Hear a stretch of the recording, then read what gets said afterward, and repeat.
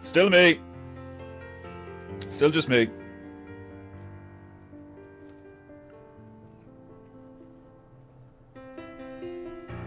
I'm gonna sing the intro and trick people. Oh.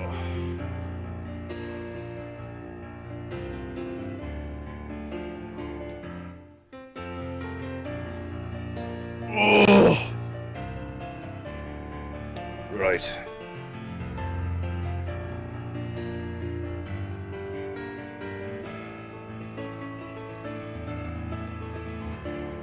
Painting goo goo goo goo goo goo goo goo goo goo goo goo goo goo. Painting goo goo goo goo goo goo goo goo goo goo goo goo goo goo goo. Painting goo goo goo goo goo goo goo goo goo goo goo goo goo goo. Painting goo goo goo. It's painting feckin' goo. Let's painting goo. Painting goo. It's painting goo. What will we goo? Nobody knew what we goo. Painting goo. Painting goo. Painting goo.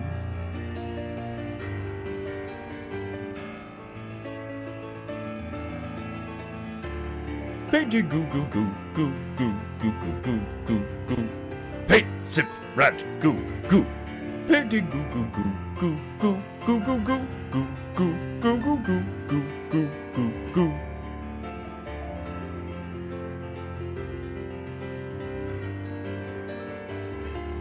Painting goo goo goo. It's painting feckin' goo. It's painting goo. Painting goo. It's painting goo. What will we goo? Nobody knew what we goo. Not even me. I haven't a clue. I haven't a clue what we're going. Well, I do today, but like, you know, in general.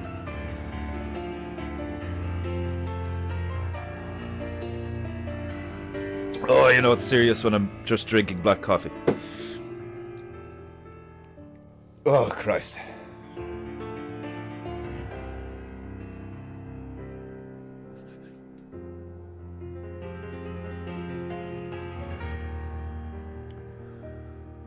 Painting goo, goo, goo, goo.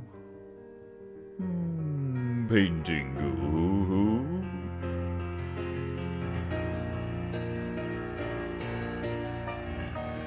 Painting goo, goo, goo, goo, goo, goo, goo, goo, goo, goo. Paint, sip, rat, goo, goo. Painting goo, goo, goo. It's painting feckin' goo. It's painting goo. Painting goo. Painting goo. Painting goo. Painting goo. Painting goo. Goo goo goo. Goo goo goo goo.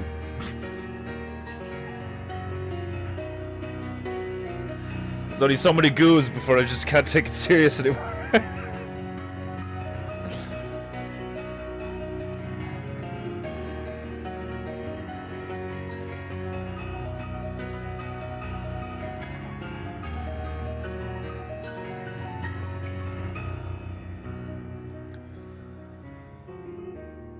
Right, you know the drill. Pay the monkey so he doesn't go hungry. If you have any honor, you will pay the monkey so he doesn't go hungry. Greetings, Japanites. It's just me again. Why? Because the female has a white wash that hasn't been dried because it's been raining. So, I can't wash the Defender costume until the female is ready to have the Defender costume washed, because her whites wash is... Putting the whites before the Defender costume is admirable. I agree with her. The whites should be put first. But, you know, leaving the demigod out of the situation. There is a question of honor about the place, you know. But it's just me again today. We are returning to MonsterRat Island, otherwise known as MonsterRat, apparently, by a bunch of French fags who don't know how to speak English. Here we go. Here we go. I'm very tired lately. Not only am I not dressed up as a Japanese demigod, I am very tired. So the painting is going to be slow and steady, and the tunes are going to carry me. I will occasionally obviously take the piss, but for the most part, it's just going to be epic tunes. Me sipping coffee, reading the chat, and trying to make this PEINTEINGU look like something. I have no idea. So far, we have a shipwreck. The MonsterRat Island is it's looking quite good, you know. Definitely looks like a decapitated rat died eons ago and has slowly transformed into an island. 2 islands and a peninsula of sorts. 2 islands and a sandbar is what this giant rat has become.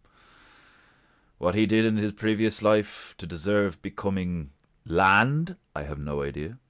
But I'm sure it was either really epic or really horrific. I hope you're all well. Margie, how are you?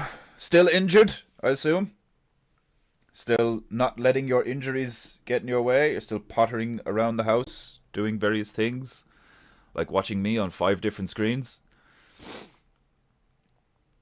That sounds like a dose of nightmare fuel, to be honest. Is like just some lunatic on every screen in the house. No matter what room you go in, it's just like, hello! like a house of mirrors of PEINTEINGU or some shit. I don't know. Like, I'm sorry you're so tired. Well, it's not your fault. It's not your fault I'm so tired. I'm just tired. My sleep pattern the last week or so has been really shit. But it's not because of anything I'm doing or not doing. It's just how life goes sometimes, just the timing of things. It's like, alright, well I can't do that now, so I'll do it later. And other situations where you're like, alright, well I guess I'm staying up till fucking 7 in the morning doing this shit now. I'm working on symmetricals and stuff, and I have one going at the moment that's pretty cool. I threw one together there the other day that's okay looking, with watercolors and shit. That really nice old lady from the gallery that I was at the other week, she gave me this really dense multimedia paper to work with and stuff, so I'm after cutting it up into a few different individual sheets, and I'm gonna slap a lot of new symmetricals together over the next while. Today's Wednesday. I'm gonna try and work on getting that symmetrical, the big symmetrical. I'm gonna try and advertise it this Friday or something.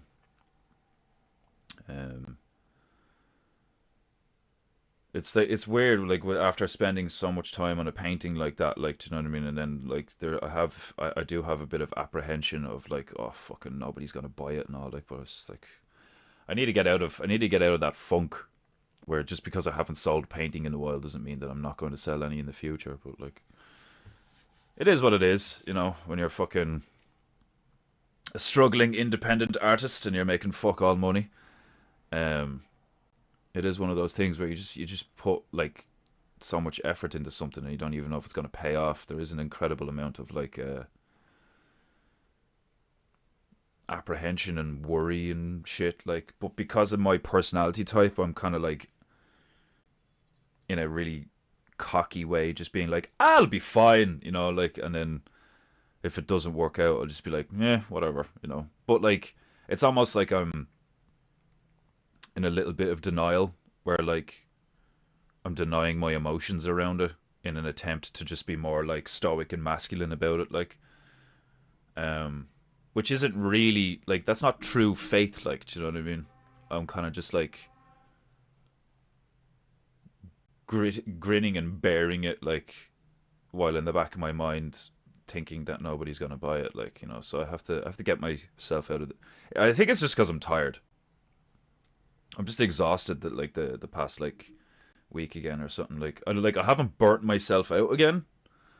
But I've just been like, the routine has changed, and like, you know, I'm fucking one day I'm up at like 5 o'clock in the morning watching the sunrise, and then the next day I'm up all night painting and sleep until like 1 o'clock in the fucking day, and like um it's just mad how things are like working out. So I'm just trying to go with the flow, and I feel good, you know. I'm a lot healthier these days in terms of like I put like, you know, weight on and stuff like that, like. But it's mentally taxing to be just like mining away in a tunnel on your own, and then like not knowing when you're going to like, not even like strike gold, but like, you know, just like hit something like of value. So um house sales are tough. Sleep is important. Yeah, like I'm still making sure that I'm getting enough sleep no matter what happens. You know, it's just because of the when I'm doing things. It's like I said, you know, one of the days I'd like wake up at 5 o'clock in the morning. I'm like, oh, cool, I'll go watch the sunrise, and then like, you know, I'm up at 5 in the morning and I've a load of time to work with, a whole day to work with, and then I'm in bed early. I'm in bed by like 9 p.m., 10 p.m. And and then there's other days where I'm like, I'll get up at 5. I'll go, like, I'll have everything ready to you know, I'll have everything done that I need to get done, and then I'll try to go to bed early, and then something just comes up, or like, you know, some like the female's routine is such that like she's like the other day recently, I came back from a walk in the evening after dinner, because sometimes I like doing that. Um, and when I came back, she was like passed out on the bed, like, you know, in like the pharaoh position or some shit, like, you know, like a fucking disgruntled starfish, all over the place. And she needed to be up early the following morning, and I knew that like me getting in the bed would like disturb her and wake her up, and I didn't want to like have her wake up and then have to try and go back asleep. So I just stayed up like all night painting. Um, and there's times like that where I'm just like, oh, I guess I'm doing this now, and it's not like I'm not like, you know, upset about it or anything. It doesn't annoy me really. Like, it's just like, it is what it is. I'm going with the flow. But it is taxing in various ways, like mentally and physically and energetically and stuff like that. Where like I think I work better with a routine that's like, you know, the same thing every day. But lately things have just been like kind of all over the place. So on the fly, I'm just like, oh, well, I guess I'm doing this now, and then I do it, and I'm just like really tired, and, you know, for obvious reasons, like, you know, you'd be fucking like up early and then stay up like for like nearly 24 hours or something, like, you know. But like I said, I'm still getting the sleep. But then I wake up at like 1 p.m. or some shit, and it's just like, oh fuck. But it is what it is, you know. You do what you got to do. Um, it's going to be interesting to see if anyone shows any interest in the symmetrical when I put it out, and then I'm basically just working on more symmetricals in hopes of like maybe doing an exhibition sometime at the end of the year, next year or some shit, like locally in the town. So we'll see. We'll see what happens. I'm trying to focus on my craft, you know, instead of like, because for a while there I was like really focused on like, I have to do the stream, I have to do painting goo because the Japanites need painting goo, and it's like, that's just stupid, you know, in the position I'm in. Like, I am being like whimsically foolish. I need to make money. There's no two ways about it. And I know I can make money because people think my symmetricals are beautiful looking, you know. Like, it's an interesting thing when somebody describes one of your recent paintings as incredible looking, you know, and I'm just like, oh, okay, cool. So it's a good indicator of where I'm at right now. I can produce something that is like good looking enough that people will want to spend decent money on it, like, you know. But it's just that takes time and effort and planning and getting in the flow and doing hours of, like, you know, focused work and stuff like that. And doing that plus the stream just isn't an option sometimes, you know, even if I do have the energy to do it. So it's just about, like, you know, accepting the flow of things. Because sometimes I would try to force the matter, you know, and it would just end up, like, pissing me off, or something would happen and I'd just be like, oh, I shouldn't have done that, like, you know. Forcing things generally doesn't work. You just go with the flow.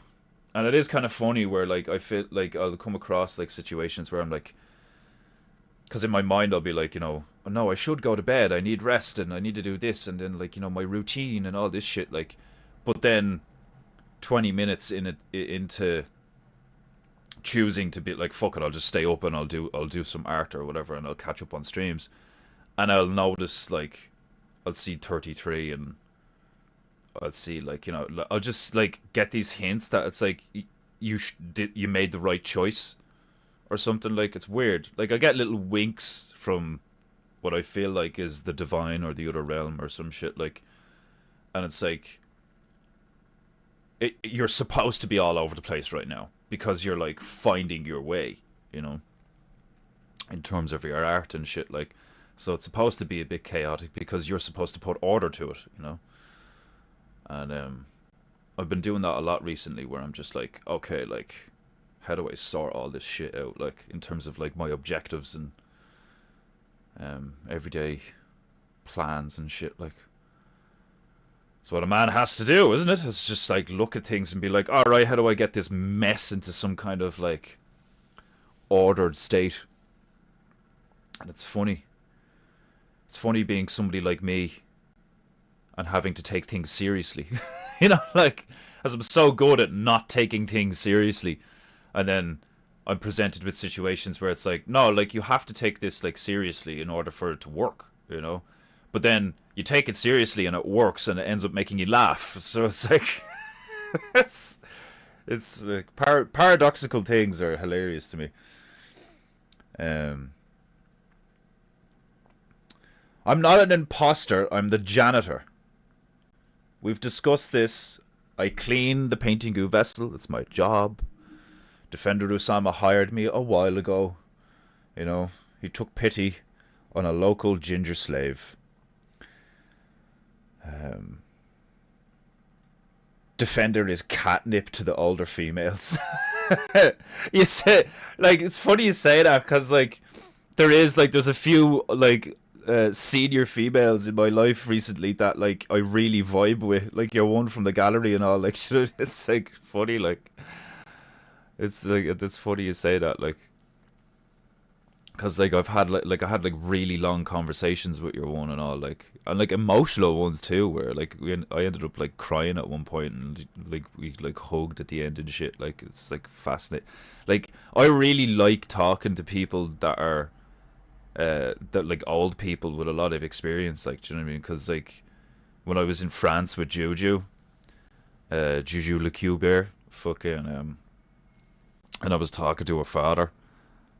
We did that, like, hanging with Bear stream and all. Like, I loved that. I loved just, like, absorbing knowledge from this guy who's, like, 80 or something. Like, he's, oh, back in my day we did this and all, like, this, like, thick Texas accent, and he's talking about, like, you know, what was he was in the Air Force in World War II or something, like, and he's a Freemason, and he's, like, the fucking what is it, the treasurer for the Freemason Lodge that he's a part of and shit, like, you know. So it's just really cool info, like, you know, some serious gravy, like. And it's the same with your one from the gallery. talking about like her journey as like a what do you call it, like an art therapy teacher and stuff, like, you know, like an art therapist. And like I think there's an incredible market for that, especially these days, because everybody, like most people are so infantilized and lost in various ways. Like most people these days are like babies. They're not adults. They may be physically like adult. They may have physically grown up, but they haven't grown up spiritually or emotionally or mentally in loads of ways. Like, do you know what I mean? And that's not to say that I am, you know, grown. I'm not. Like, there's loads of other ways that I need to grow up. I definitely have a form of arrested development and infantilization, like in parts of my personality, but in other parts of my personality, because of the way I grew up, um, over the past like 15, 20 odd years, I'm light years ahead of most people in certain areas. In certain areas, I'm not.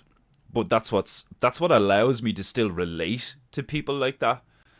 Like I see these very like, you know, these very like I don't know how to describe them. They're very on edge. Like there's these people that are just on edge and who clearly have, you could just read it in their body language and their tone of voice and their facial feature. Like I'm just really good at picking up on it. Where like I can just look at someone and be like, you come from a dark place or a lot of pain or both or like trauma or like, you know, I tend to do that with people where like we end up like sharing, it's like we trade trauma badges. You know, like, oh, my parents got divorced, or my parents did this, and like blah blah, like, you know. And because I'm really good at like laughing about shit and making jokes and not taking it seriously, like I end up talking to people for hours. I end up talking to people for hours about all sorts of shit, like, and I'm good at it. Like I'm good at providing people with that like cathartic release of like laughter and shit. I've noticed that a lot lately. The more I'm hanging around with people in the town and shit, like who don't know me at all, I forgot how funny people think I am in general. Because I've said it a few times on the stream. Like I'm not a comedian in the sense that like I don't think about how to like frame a joke or write a joke or like, you know, anything like that in terms of like professional or technical skill of like being a comedian in quotes. But people find me really funny. And I think that's funny. Because I don't think I'm that funny. And it's almost the same with like the intelligence thing. Is like I used to think I was like kind of stupid. And then over the last like several years I've realized that like I'm quite intelligent compared to your average person. But that still doesn't make me intelligent. Like, do you know what I mean? Like in my view, it's like, well, just because I'm more intelligent than these sheep, it's like that's not really a good metric for how intelligent I am. Like, but slowly I've discovered it's like, no, yeah, I can understand like sophisticated and complex concepts and multiple different layers of a situation and shit. Like, and I'm pretty quick, like mentally, unless it's something to do with like, you know, fucking maths or some shit. Like, but it's funny. It's funny, like interacting with the world and remembering and realizing what I'm like when I interact with just like the world instead of like a bunch of bears who are like very similar to me. You know. Um.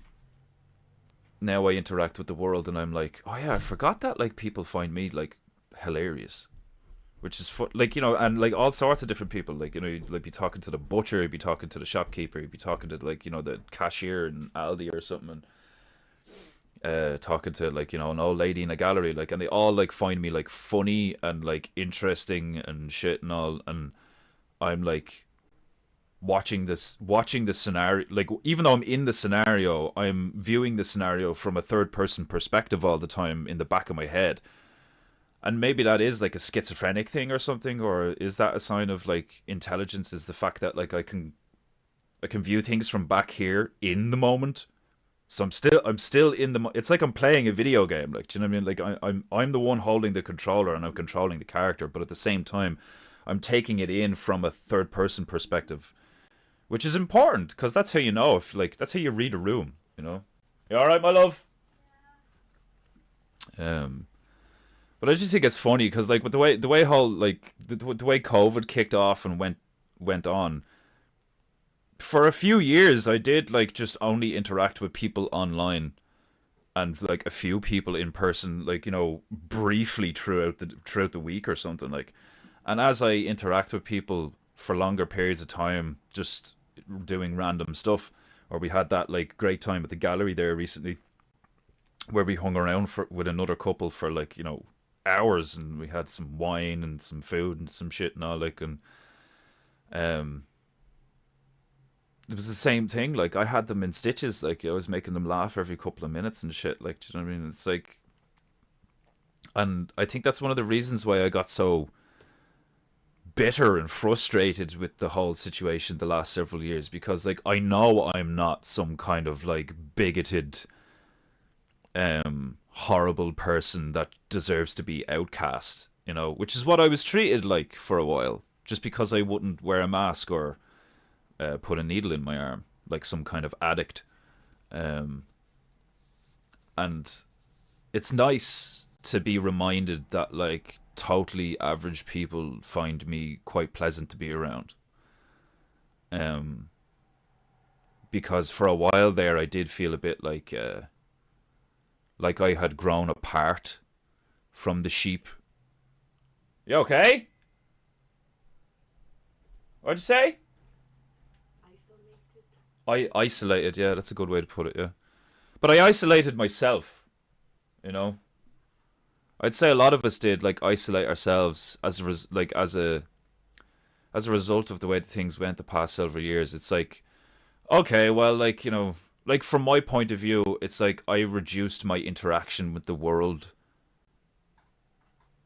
not only to reduce my own stress, but also because I don't want to cause anybody harm. Like, do you know what I mean? Because like I have no interest in like triggering people, because I don't want to have to deal with that shit. Like, I don't want to have to deal with somebody else's emotional outburst because of something that I said, or like a joke I made or something like.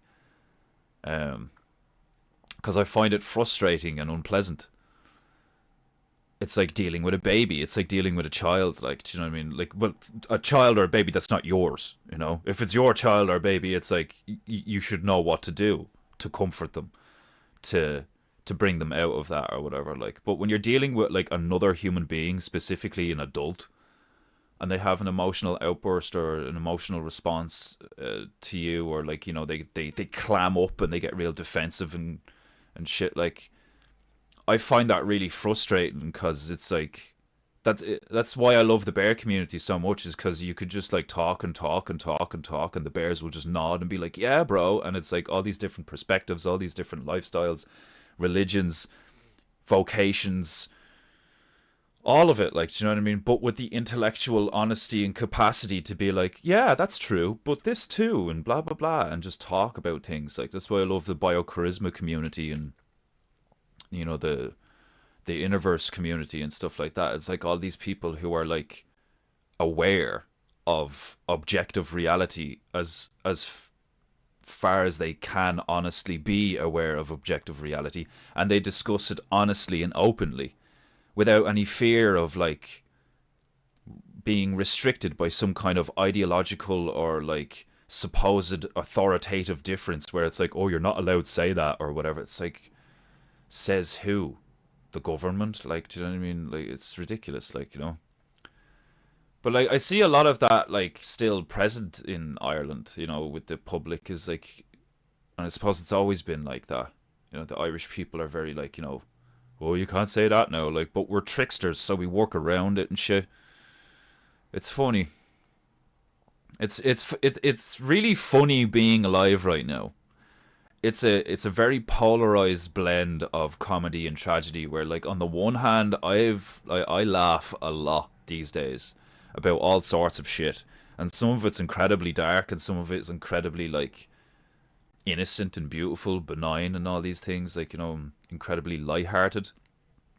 But then there's also these other moments where I'm like just looking at something and I'm just like, Jesus Christ, if our ancestors only fucking knew where like all of that supposed sacrifice and death would lead us to here. Like, it's just ironically hilarious, but also incredibly tragic and sad and shit. And somebody has paid for PEINTEINGU, eh?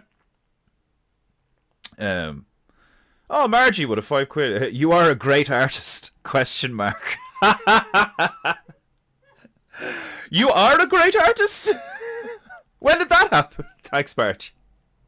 Was it? Or was it? You're a great artist. You're a great artist? You're a great artist? You sure? Oh, thanks, Margie. That's hilarious. As I'm talking about things being funny, you send me a chat that ends up being funny. I love syncs like that. It's so funny. Like, fucking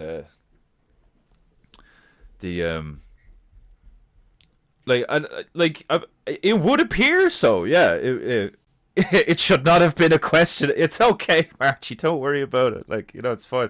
Some people, did you put an emoji in or something? At the end of it, because like. I think that's what happens is like when you put an emoji in or something, sometimes it like comes up as a question mark. It's fine, don't worry about it. It's hilarious. Thank you very much for the super chat. Again, you have proven that you have more honor than the men in this chat. Huh? People are not paying for PEINTEINGU and they should be ashamed of themselves. The fucking it is. It's hilarious. It's hilarious being alive right now.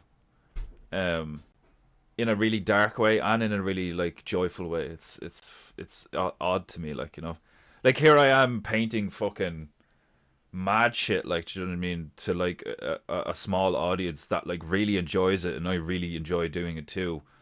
And it's very similar to like Owen's stream, where like what he's doing is like just so cool and in a lot of ways very normal. Like, do you know what I mean? Like 20 years ago or even 15 years ago, like what Owen is doing is just like just hanging out. Like, do you know, like that's what Christopher Gardner like described him as. Like, do you know what I mean? It's like, I think it was Chris anyway. Like, it was like you're like you're a professional hanger. Like, do you know what I mean? You just like hang out to like an insane degree. And I'm like that. Like, I used to have like 14 people in my room at any given time. We'd all be like watching.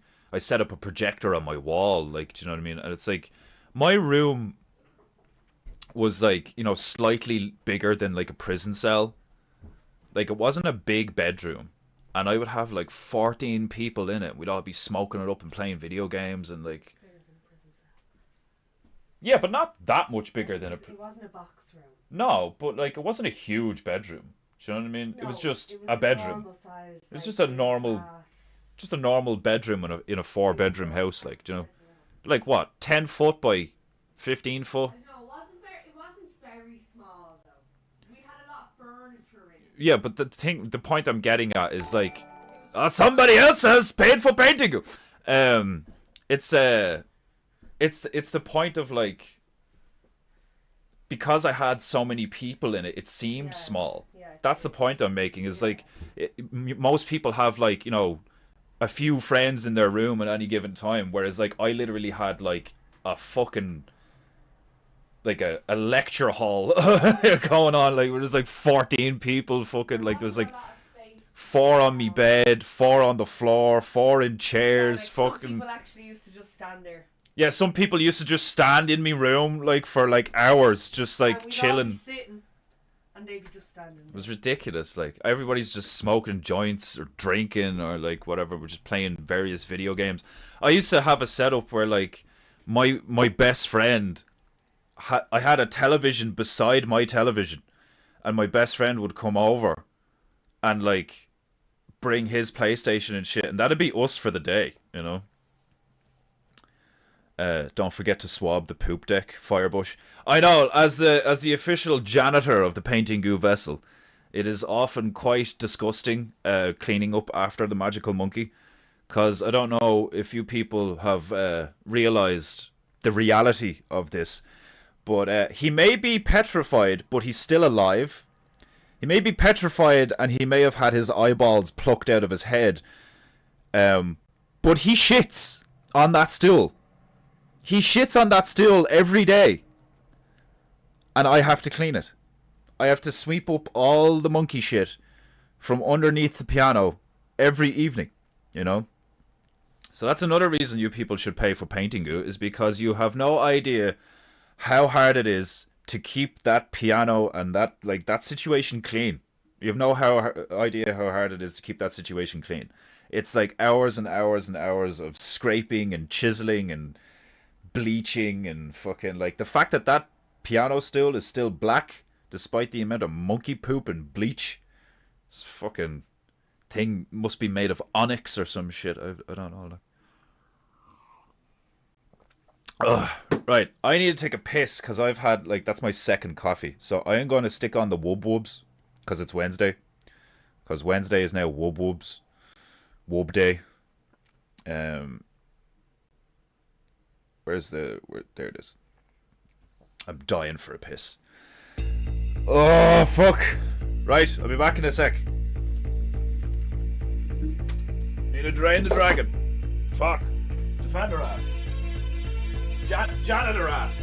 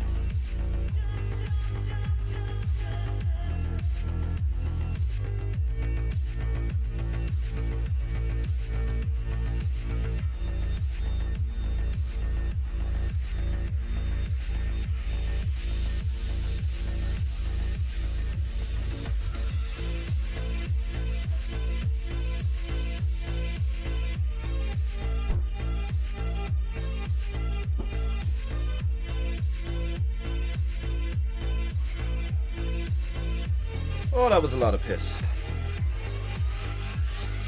Oh, shit.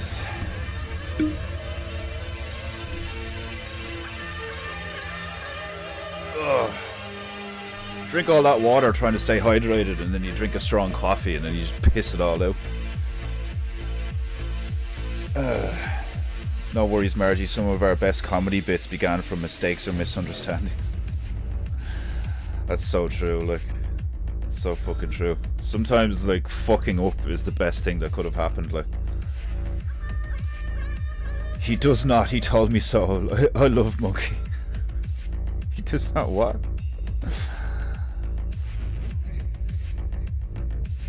Something about Milo the Monkey. Defender recruiting new bears from this community is pretty cool. Yeah, well, like, I mean, we fucking, is it I think it's just Margie, isn't it? I mean, one's better than none, but like, I did think that was pretty cool that we got Margie into the bear community from this stream. I think Emmanuel should get in. You know, he's busy painting gay unicorns and shit, like, but Emmanuel is definitely a bear, if not bear adjacent, you know. He's Christian-ish, you know. He's a bit of a nutcase, bit of a schizo. I think all the bears are a bit schizo, like, you know, but in the good way. Like, I think Owen's definitely right about that shit. Where, like, I think the reason the bear community is so strong and has, like, survived all these, like, you know, gamma freakouts and shit, like, where, like, a lot of people leave and try to attack the community and shit, like, being a schizo is, like, you're able to process the good and the bad about, like, life in this timeline in a healthy way, which takes, like, you know, the whole thing of, like, you know, well, if you're making logical decisions in an insane environment, then some of your logical decisions are going to seem completely illogical because you're doing them in an insane environment.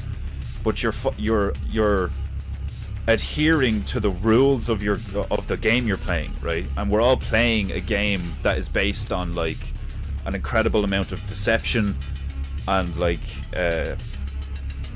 you know, unfairness and stuff. Like there's no, like, well, not that there's no, but there's, the mainstream is unjust, corrupt, manipulative in a malevolent way, and, like, it's horrible. It's a horrible thing that's going on the past, like, few decades, where the mainstream, no matter what way you look at it, is like, is it China trying to be, you know, is infiltrating the minds of the West and using propaganda to wage World War III in a new way and all? Like, is it Satan turning up the dial because astrologically speaking and cosmologically speaking we're entering or exiting the age of Aquarius, so, like, the forces of evil are, like, really ramping up this in this particular timeline or whatever? Like, no matter what ideological or, like, psychological framework you place upon what's going on in our world, existence as it stands now is very stressful for, like, loads of different reasons, because there's so much deception, and it's become, like, most of the deception is very shallow. And once you, like, figure out a few fundamental things in terms of, like, how to discern what is deception and what isn't, it becomes a fun game of, like, oh, look, there they go, trying to lie again, like a bunch of little leprechauns or something. But the reality is that, like, a lot of the lies right now are very sophisticated and very deep. So they can be fucking harrowing to uncover when, like, you get to a certain level and you're like, Jesus, this is really dark, like, do you know what I mean? So, like, only it makes sense that only people like us get to a really dark place of realization of, like, Jesus Christ, this shit is, like, really, really dark and malevolent and like, it's like a sophisticated form of, like, a deep cynical evil, and then trying to find the comedy in that. It's like the further you get into tragedy, the more difficult it is to find the comedy, the opposite polarity to it, like, you know. So it does take intellect, resilience, and a willingness to, like, keep going through the dark until you find the light. And not everyone is capable of that, or has the capacity, or even has the will to do that.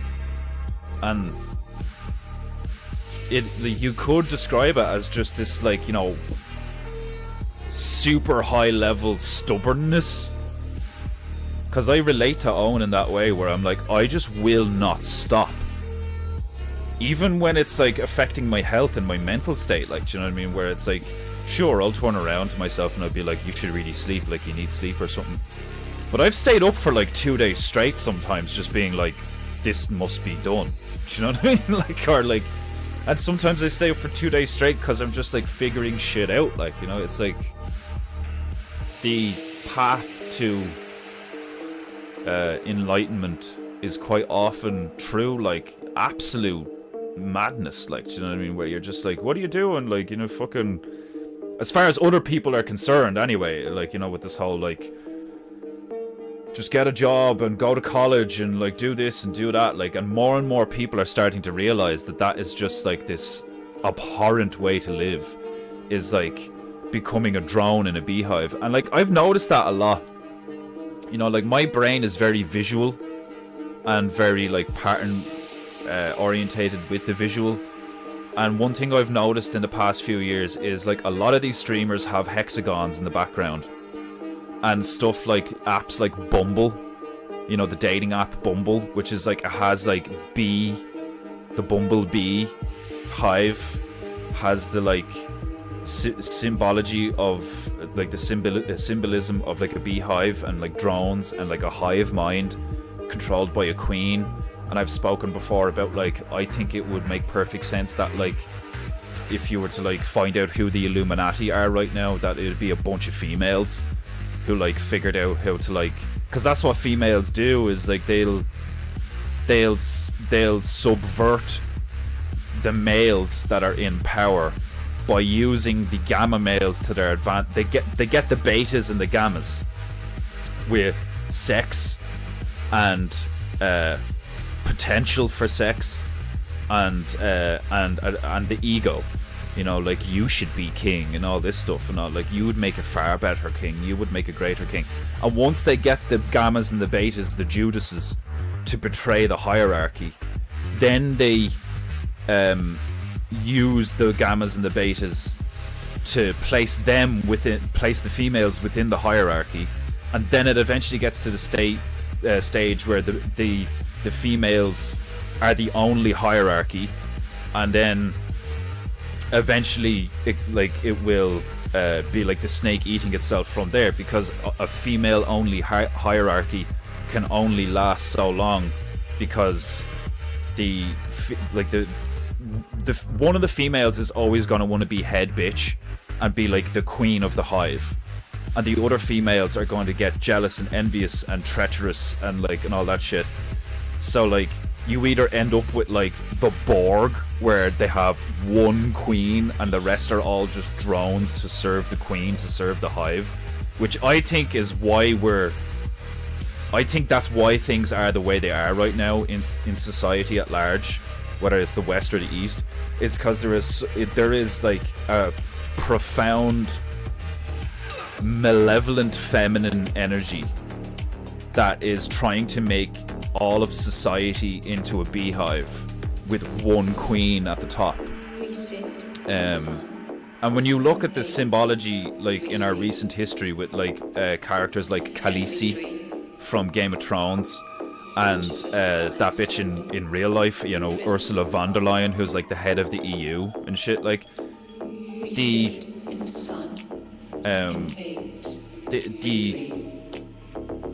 desire to have a one flag over everything that is controlled by a feminine mind is very present from my point of view anyway. I can really see a push towards this like singular for the queen, you know, kind of vibe. And it's not that a society like that can't work or function, it can, but in what way and for how long? Because it's the same as like empires with men and patriarchies and stuff. It's like the Roman Empire existed for X amount of time and did this, this, and this, and the British Empire existed for this long and did this, this, and this, and there's all this innovation and order and beauty and all these things, but then it eventually collapses anyway. So like the opposite polarity of that would be like you have a very intense, very emotionally charged, very dark society that's very feminine, that like pushes down the masculinity and sees the masculinity as a threat, and then you have all the toxic male shit, like, you know.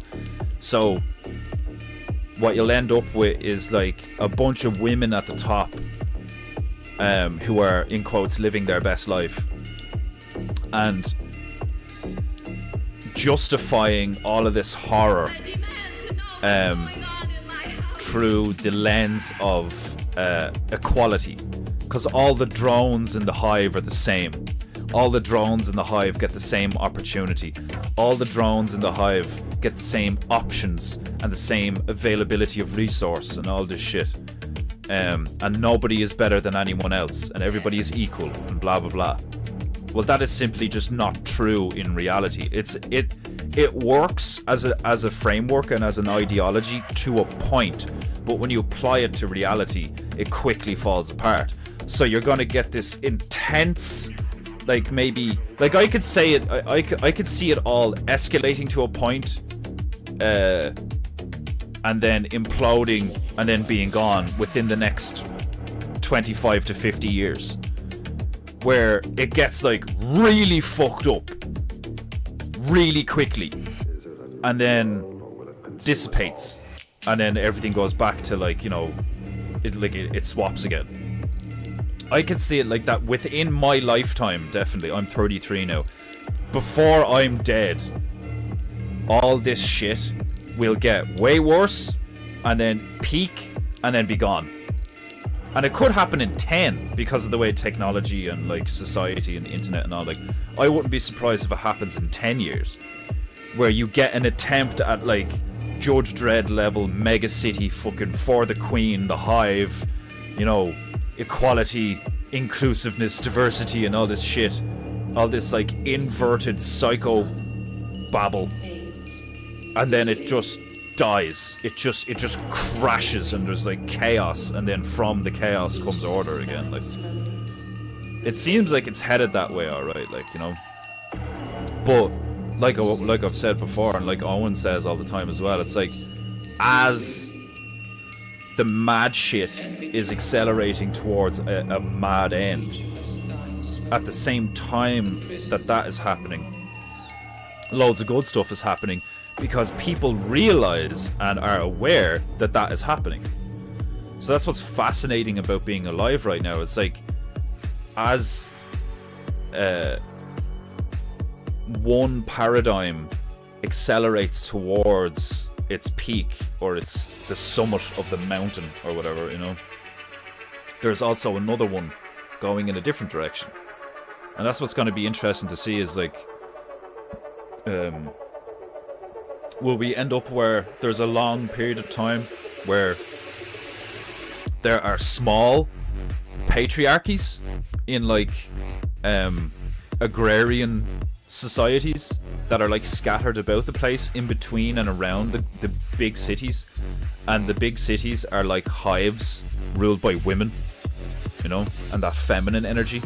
So you have like that intense dark feminine energy that's like ruling everything, like a queen ruling a beehive in the cities, and then you have that strong masculine energy that is like ruling all of these like tribal communities outside the cities, where everything is like based on reality, you know, while the cities live in a dream world powered by technology and you know, desire and want and will and the dream and like imagination and all these things. All these, like, they appeal to the child mind, you know, they appeal to the, like, you know, but we can do anything we want and we can be wherever we want to be and all this stuff. And it's just like, what is it, like, does somebody else pay for painting it? Ah, somebody else paid for painting it. It's like, thy will be done. So all the cities will have like thy will be done, and then there'll be like all the shit outside. Like, that's where I see it all heading. Like, and it's becoming more and more evident, because when you start noticing stuff like that, where like all these streamers with hexagons in the background, and then like you have sites like Bumble, and like just like there's just these patterns where I'm like, it's like we're living in a hive. It's like ruled by a queen. It's like weird. Like, do you know what I mean? How like these. There's a lot of hexagons floating around, like a lot of hexagons. Like, somebody else paid for PEINTEINGU.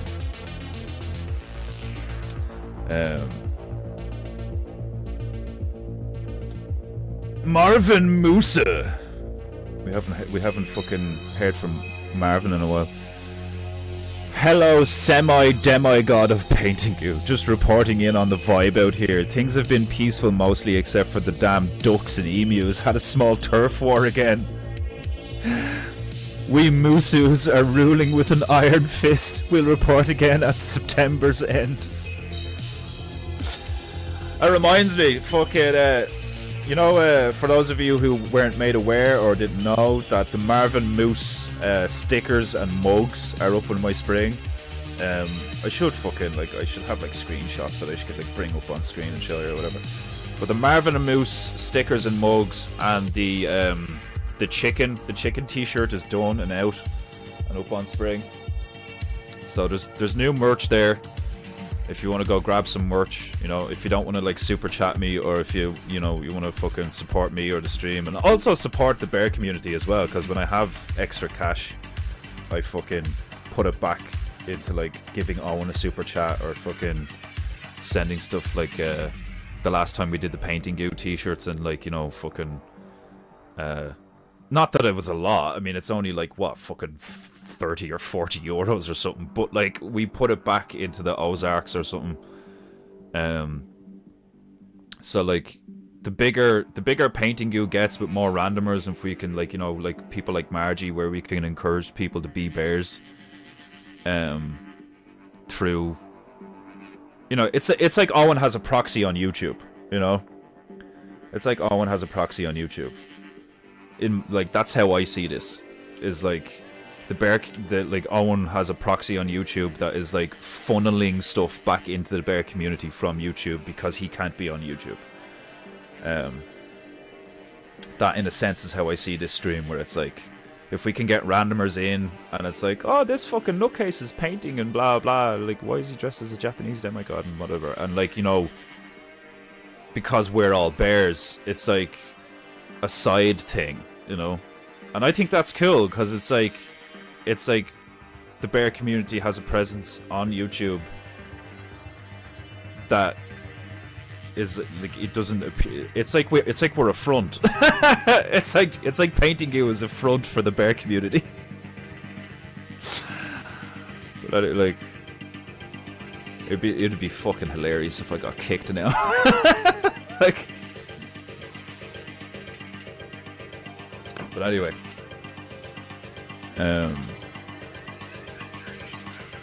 I'm PEINTEINGUing a large 4-bedroom house as we speak. Yeah, like, it looks like the way things are going, I might end up doing murals in people's houses.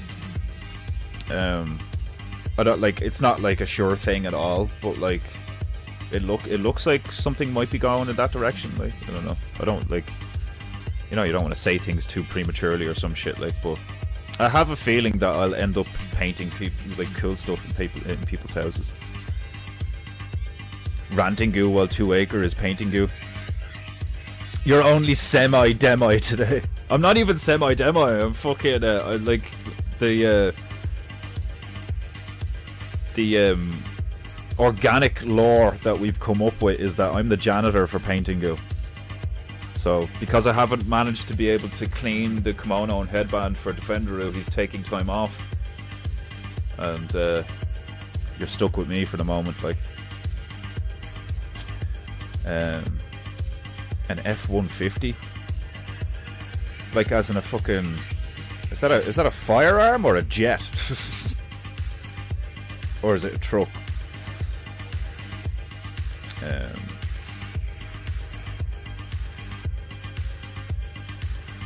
You taking the piss? I did take the piss.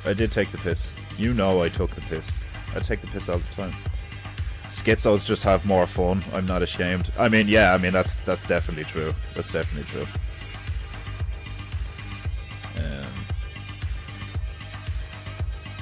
All drones and one queen bee leaves a honeybee hive bankrupt of value. That's death to the colony. Yeah, I know. Like that's what I'm saying, is like, it works for a while, you know. There's loads of stuff like that like, it's like a grift, it's like a lie, it's like a con, you know. It'll work for a while, and then it'll like completely fall apart. And that's how I see all of this going, is like, there's going to be this final push to have this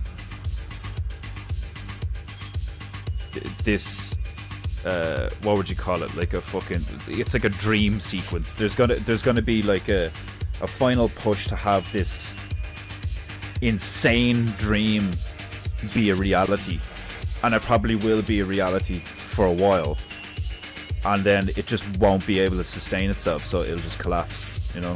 It's the same as everything else, like, but it is just a particularly wild timeline and like paradigm to witness and exist in, because it's like, so unrealistic in so many ways, you know. At least when there was like, you know, because we get sold this story of like, you know, oh, the empires of the past were like so oppressive and evil and all, and it's the same with the whole fucking Jewish like Holocaust shit. It's like, oh, it was so bad, and the eagles and the bears and the jerk-off machines and all this shit, like, you know, they frame it as like the bad guys did horrible shit to them, and like poor little them, like, you know, survived like a horrific situation and all. I see the same line of reasoning in like how our history is framed with like, oh, the Roman Empire like expanded and conquered like all this, and it was like really oppressive and all that. And I think every time an empire expands over an area, it's the spirit of order spreading out through the realm, and beautiful things happen, and there's a hierarchy, and then there is an opportunity for greatness for loads of people. But the reality is that there are people who see climbing a hierarchy and earning a living through difficult stuff and putting work in and like, you know, striving to do better and like learning and all that, they see that as oppressive. They see that as like a challenge to who they are, where it's like, well, why can't I just be me, you know?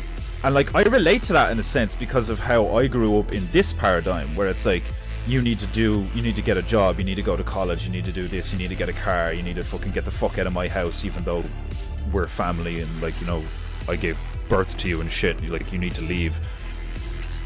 Instinctually it all felt so wrong, because it's like, aren't family units supposed to stay together, and isn't like a strong foundation, doesn't a strong foundation come from a central axis and all this shit, like, you know, bloom where you're planted, all this shit, like. So for people like me, for people like us, this current paradigm was incredibly unnatural in various ways. So in a sense, when we were given the option of like, you need to climb this ladder of hierarchy with like fake titles and like stupid money and all this like fiat shit and like loans and lying and deception, and you need to climb this fake ladder in order to be a part of the greater society, the hive mind. We were like, fuck that, and like fuck that, that's horrible. They feel the same way in an empire sense. When an empire comes along and is like, you can be a soldier, you can be a potter, you can be a blacksmith, you can be a baker, you can be a butcher, you can be this, but it's all a part of the machine that is the empire, that is led by a hierarchy of great men. They feel the same way in that, where they're like, well, I don't want to be a part of your, you know, Alpha, Bravo, Delta fucking shit, like, you know, and I don't want status to be dependent on how much effort I put in, and like, it's the difference between merit-based and like virtue-based, and it's not even virtue, it's faux virtue. So like, we live in a paradigm now where it's like, how much apparent and faux virtue can you display to the hive, and then the hive will look back at you like the abyss and be like, oh, look how virtuous you are, look how virtuous you are, and build you up and build you up, and then feed off you, you know.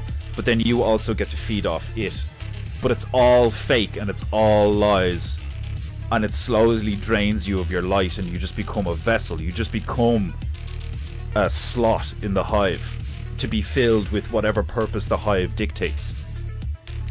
The opposite of that is the stuff that we are, where it's like, no, God made you for a reason, and there's some kind of like cosmological order to all of this, and like, it's the polar opposite. Like, that's why it works so well to call it the inverted world, or the, you know, the clown world, where it's like, you know, it's all a circus and a show, because that's what it is because when you look at it objective, when you get past the curtain, when you get past the lie, and you view it for what it is, it's like, so this is all based on imagination and dreams and nonsense and lying, because it's the imagination and dreams and nonsense. Like, it's a child's world. It's a child's view of objective reality imposed upon all of the adult minds. It's like, well, you get to be anything you want, and you can say anything you want, and freedom of speech, and all this shit. It's like, it's all lies. It's like when you see two kids fighting in the front garden, where they're like, well, I have a fireball, and my fireball can go through shields. Well, my shield's anti-fireball, and all this shit. Like, and I have a magic sword that can, like, home in on you if I throw it at you, and all this shit. Like, they just make it up. They just make it up, and because they just make it up, and they have to adhere to the stuff that they just made up, it's just lie on top of lie on top of lie on top of lie on top of lie on top of lie, and they just stack up all these lies that becomes this leaning tower of Pisa, which is just like, any minute now this is gonna collapse, but they keep propping it up with another lie, and they keep propping it up with another lie. So even though we're, you know, logically looking at it and being like, eventually it's gonna topple over, it logically it should topple over eventually. But the nature of what they're doing is like, they can keep, as long as people desire the lie, as long as people keep dreaming the dream, it won't collapse. It'll collapse like in minor ways, where you see, like, you know, a city or a country will like descend into chaos and then order will emerge. As long as people keep, like, and that's what the internet is, like, a big catalyst to this, because as long as they keep people online, online, as long as they keep people online and dreaming that dream, then it'll keep working. They can keep propping it up. But the second the majority of the people who are online shift, it'll collapse. And then it'll be really hard, if not impossible, to go back, because everybody will recognize it for what it is, you know? And, like, we're getting there.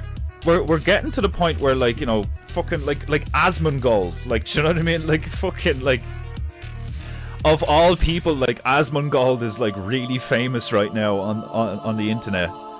And he's, like, a decent blend of, like, rational thinking and, like, trying to accept, you know, a lot of this leftist shit, in terms of, like he sits on a fence sometimes and then says some true shit sometimes. But, like, the reality is that he's a perfect example of, like, what's going on right now. Is, like, he is a gamer. He became famous because of World of Warcraft, you know?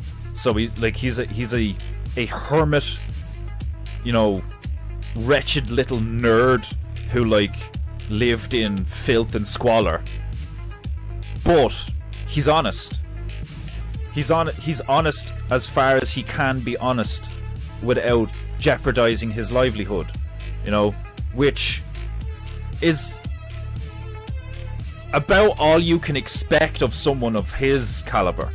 But that's why everybody respects Owen so much, because Owen was, like, in the, you know, the shining bright lights of the, as far as the material world is concerned, he was in heaven with the elites and the shining bright lights of, like, you know, fame and celebrity and all. And he was like, well, like, fuck all this. Like, if I have to apply, if I have to agree with this to maintain my status, then fuck, I don't care. I don't want it anymore. I'm gonna go cut trees and live in a fucking, you know, whatever. Like, I'm done with this.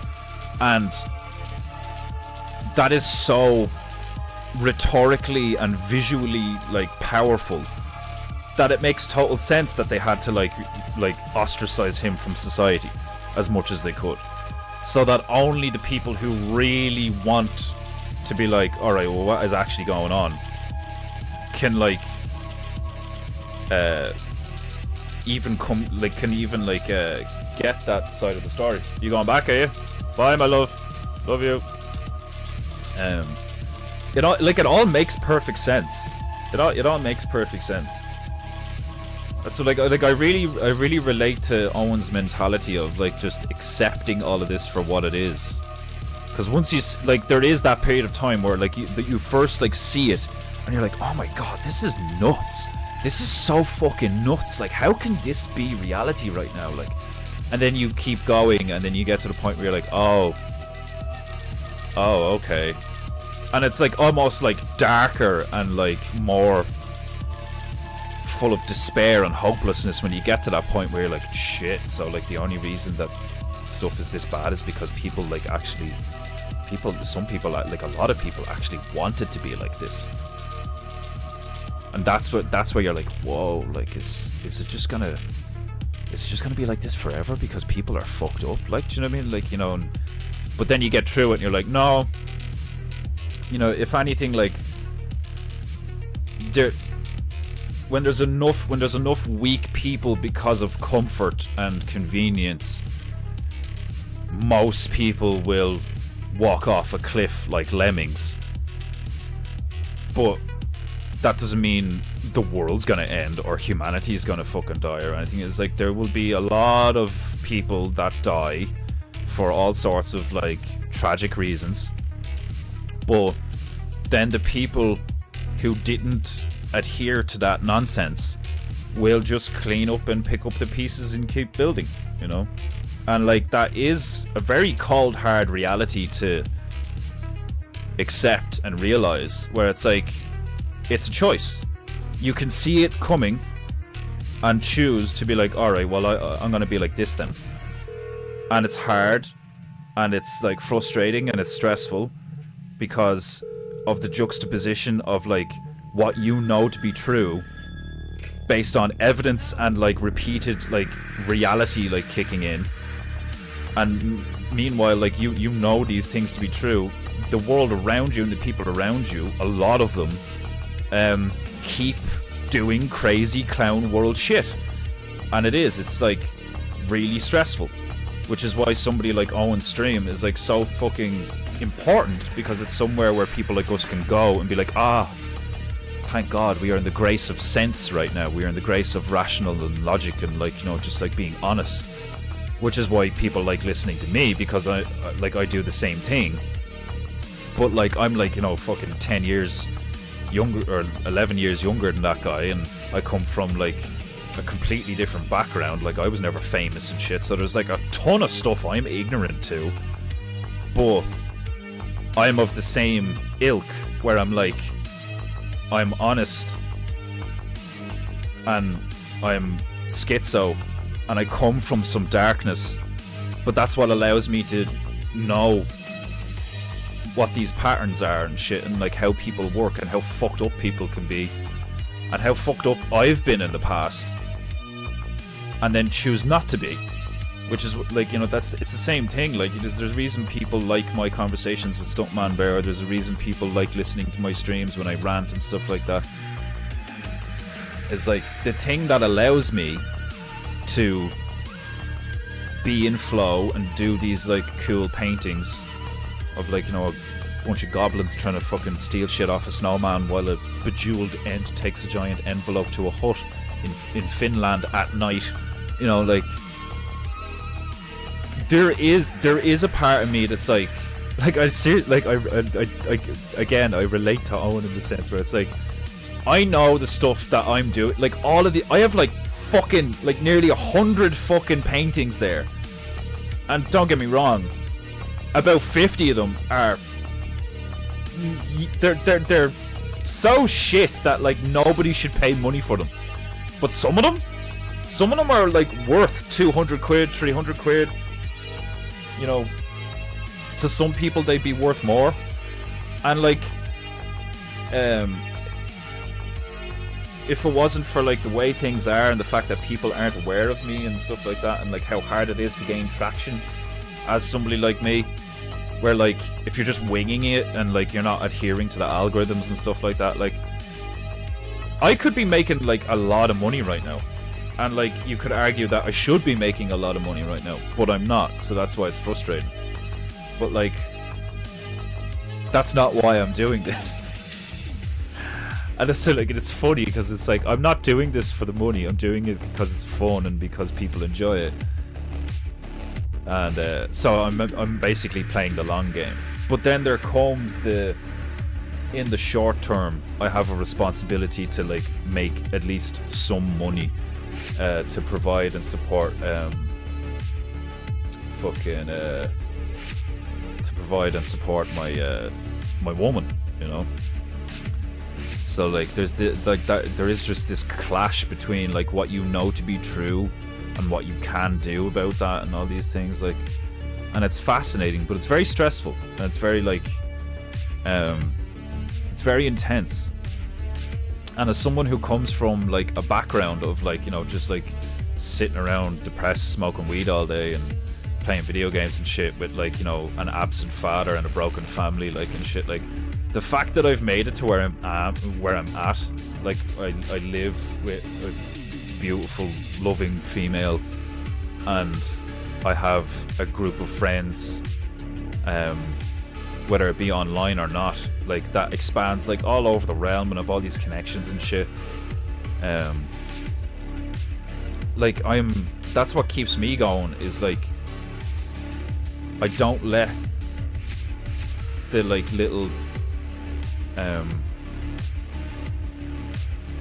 I don't let the little demon voices get to me anymore, where they're like, well, what about me, and like, you know, I put all that effort in and nobody bought it and blah blah blah, and it's like, that's not the point though. The point is like to do it, you know.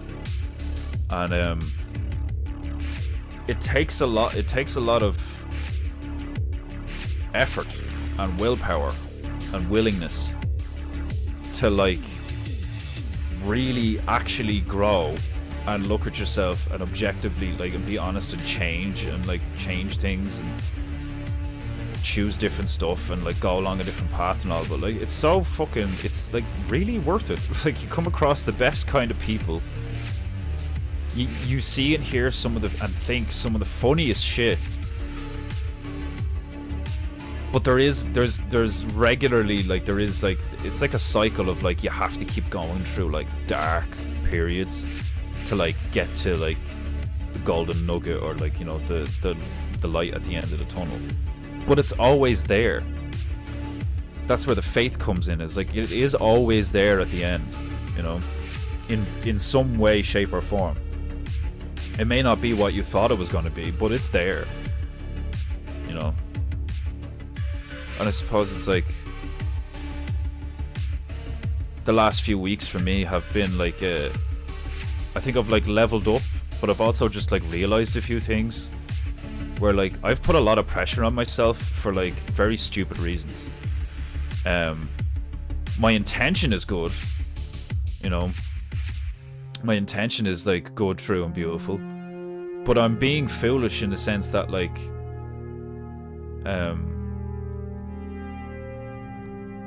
I'm putting a lot of pressure on myself to serve in ways that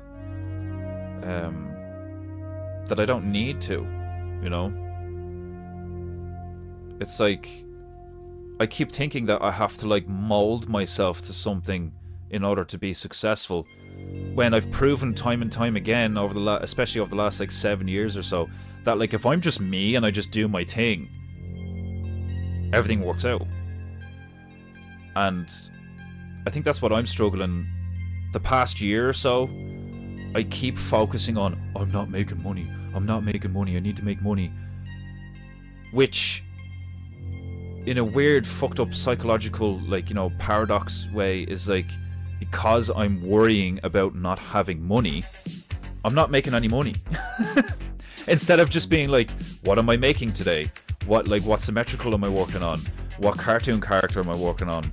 What merch am I working on? Like, you know, and just like knocking it out of the park every time. And then the money comes, you know? So it's like the past year I kind of went down, like I got knocked off my horse and like went down a dark path. Like last year when I lost control of my anger and I destroyed the first version of the Hive painting. symmetrical thing, and I destroyed the first version of the Japanese Ostrich Police PEINTEINGU, and I destroyed the map. And I had it, so I the next few days I recovered emotionally and mentally, and I gathered the shit up, and I was like, right, I need to buy a new map. And one of the first things I did was I redid Japanese Ostrich Police. I redid the painting, and then where I fucked up, I think I fucked up. Maybe I didn't fuck up, but it depends on if somebody buys it.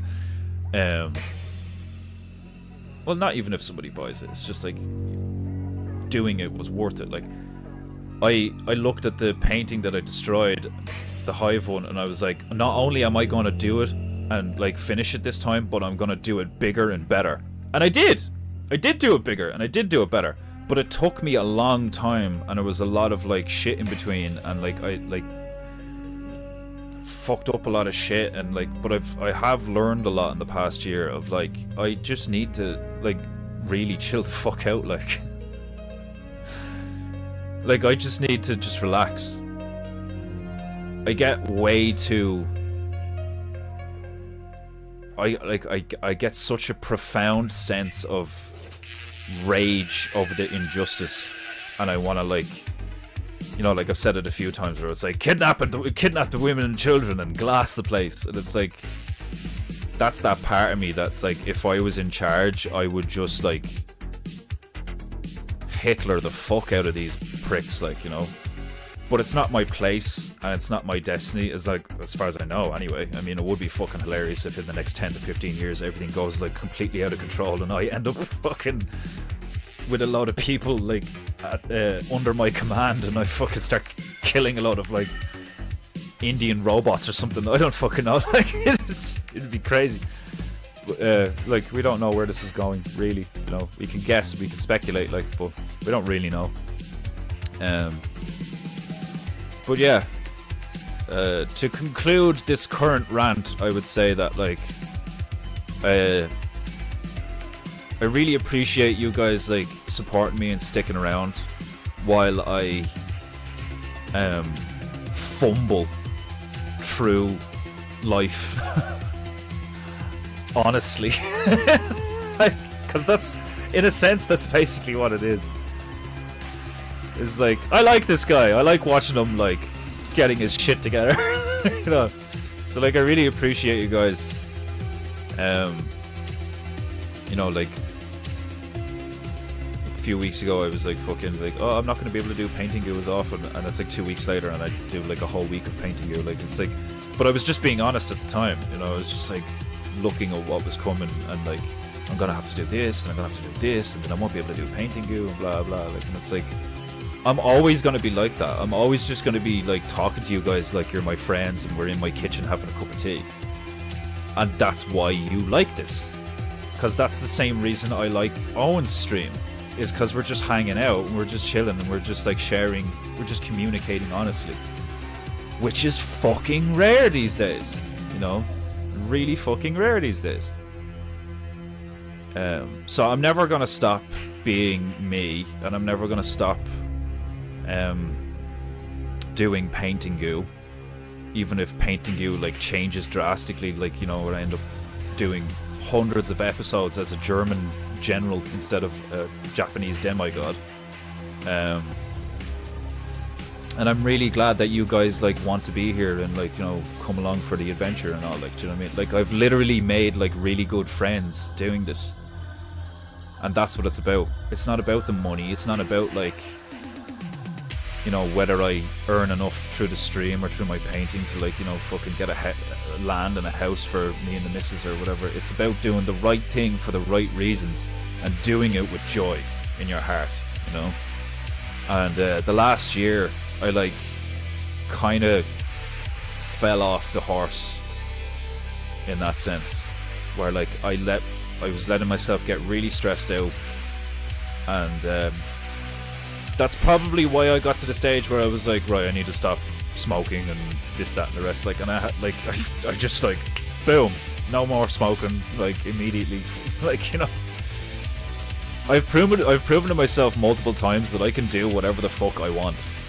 God has given me the ability to just be like, just go do it, and I can do it.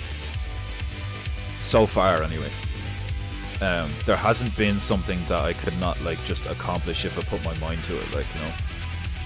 Which is ironically hilarious because like that's kind of what the mainstream is trying to like tell people, that like you can be anything you want and you can do anything you want to do and all. It's like, no, you can do whatever it is you want or desire to do within the given framework of like how God made you, you know. There is an incredible amount of like scope and like range. There's a huge range of shit that you could do within the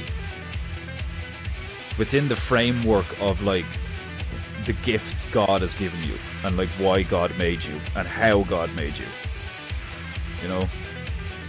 There's loads of ways I could take my art. There's loads of ways I could take my ability to like talk for hours and shit like that. There's loads of ways I could take my ability to like be funny in a given situation. Like there's loads of things that I could choose to do with that.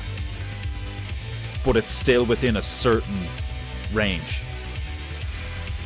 You can't be like, you know, whatever you want to be and whoever you want to be and all these things. You have to be you. That's the rule to that. It's like you can do almost like whatever you can fucking dream up or come up with, but it has to be true. It has to be good, true and beautiful, and it has to be you, honestly you. And I think I'm getting really good at that. I think I'm getting really good at just being me in this. I'm in the world, but I'm not of it. In like, and I'm getting really good at that, like being me in this crazy time. Like, I'm doing it with you guys.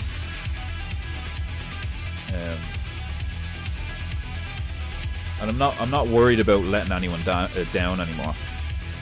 I'm not worried about like, I'm not putting that pressure on myself of like, because it's not my responsibility, you know. What God wants me to do is just be me. It's just be the best version of me, and whatever happens as a result of that happens as a result of that, you know. So like, I promise that like in the coming days, weeks, months and years, I will do everything in my power to like remind myself on the daily to stop being such a fucking idiot in certain ways, you know. I'm putting so much pressure on myself and beating myself up and getting myself down and getting in a negative mindset because I have all this like pressure on me that like nobody's putting the pressure on me. I'm putting it on myself in some kind of like fucked up savior complex where it's like, well, nobody else is doing these things, so I have to do them because it's the right thing to do and all this shit. It's like, dude, it's not your responsibility to save other people, you know. It's not your, that's not my purpose. My purpose is to be funny as fuck and like show people like how easy it is to like be creative. Not that art, you know, at a certain degree is like easy. It's like anything else that does require skill and dedication and shit. But like anybody can be creative, you know. You were made to be creative, and you just got to figure out like in what way you're supposed to be creative. God made everybody to be creative, and I think that's my purpose. Is like anybody can be funny, anybody can be creative, anybody can connect, you know, and communicate and be honest and share yourself and your like, you know, obviously not like your deepest thoughts and stuff like that. You don't share everything. There's a reason the word private exists. But yeah, I'm gonna shut the fuck up and I'm gonna paint some shit like.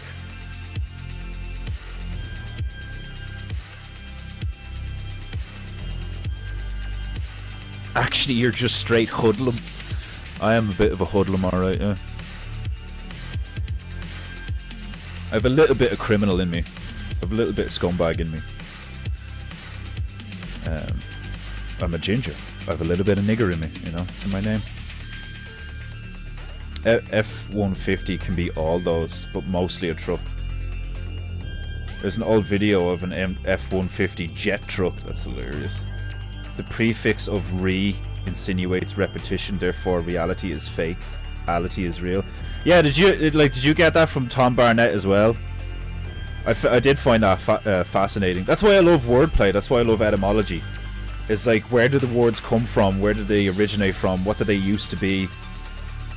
And all this shit, like, cause like that's the paradigm we live in now, is where like things are not as they appear, you know. So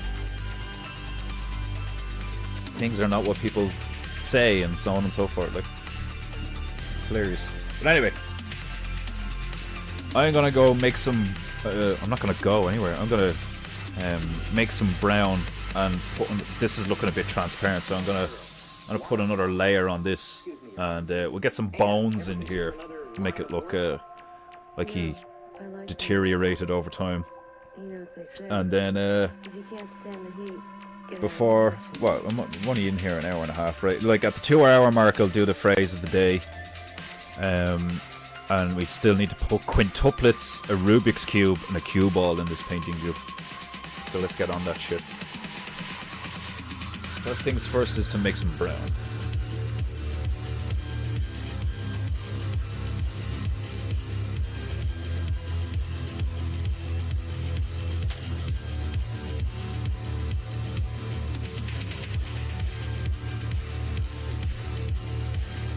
I think it is like, I didn't plan on, like, you know, doing 3 streams not as Defender, you know.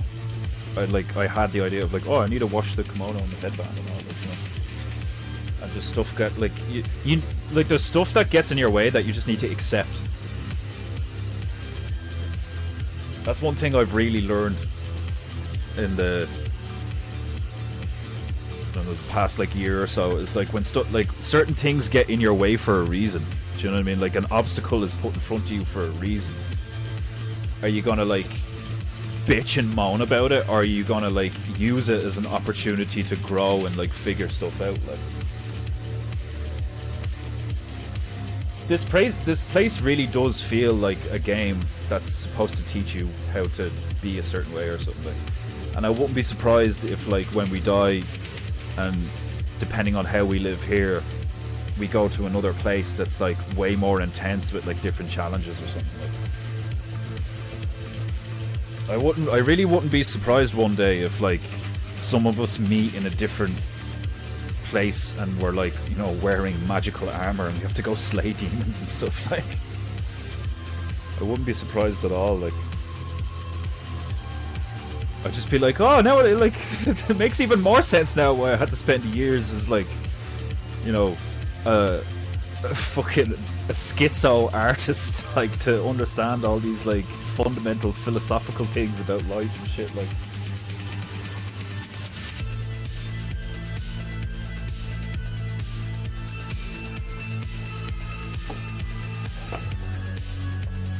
okay, right, we have a basic palette.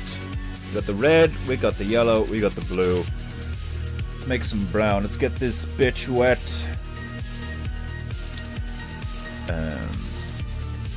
I gotta make a call. I'll be back in a bit. Yes, Stabaroo, I'm making brown. I'm making the brown. I didn't plan on not going to the gym 2 days in a row, but my attention was needed elsewhere and my ego has to accept that. Yeah, like just basic shit like that where like you have to like that voice in your head is like, yeah, but I want to do this and I'm supposed to be doing this, and like, you know, I made a plan to do this. It's like, make plans and God laughs, like, do you know what I mean? Because it's like, look, you just have to accept the reality that this is what's happening right now, so work with it or bitch and moan. What are you gonna do? Like, you know, there is one gamma out there that cares, but everyone is just chilling. He didn't even wear the costume today. How dare he? Like, man, I wouldn't be surprised if one of these days I find out that I have had, like, you know, like weirdos like watching me and like hating on, like, the day I have my own Reddit subreddit or whatever where a lot of people hate me and shit, like, I'll see it as a badge of honor. If I see a lot of people being like, look at this fucking, like, ugh, look at him, like, it's like, oh, no way, I'm leveling up. It's like the way, like I see it as a blessing that like I don't have a big audience right now, because if I did, I probably would have burnt out again, where like I probably just would have gotten stressed, you know. I need to be like super chill to be able to handle, because I'm still too angry. I'm still too angry in a lot of ways, where like if somebody like whatever about dealing with gammas and stuff, like I would have just taken the piss out of them. But that could have gone wrong, you know. I would have like really ripped apart somebody who like became an enemy or a nemesis or something, and just made my life more difficult or some shit. Like, you know, like you never know. You know, there's a reason shit happens. There's a reason shit happens. So like, I'm just grateful to be like here doing what I'm doing. You know, like I'm doing some stuff locally now as well in the town. I think it's like next week or the week after we're doing those planters, depending on the weather, how everything goes. Like, so I'm just going with the flow, man. I'm just going with the flow. I need to stop like my major thing the past year is I need to stop worrying about not making money and actually do the stuff that will make me money. It's so like so paradoxical. But it makes sense. It does make sense. I need to stay on task.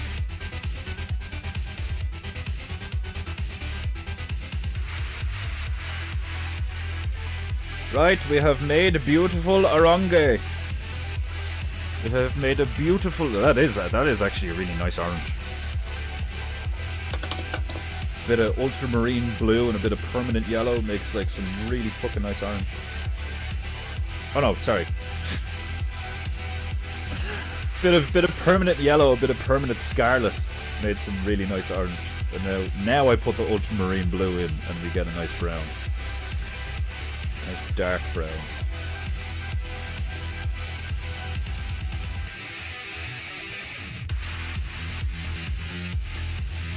Because that's all brown is just dark orange. Okay, great. A little bit more. Put a little bit more in.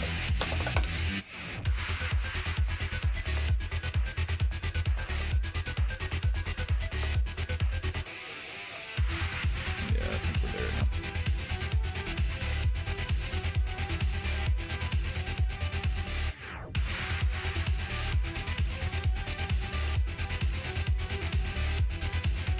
Yeah, no. Okay. I think I need to put like a little bit more red in this.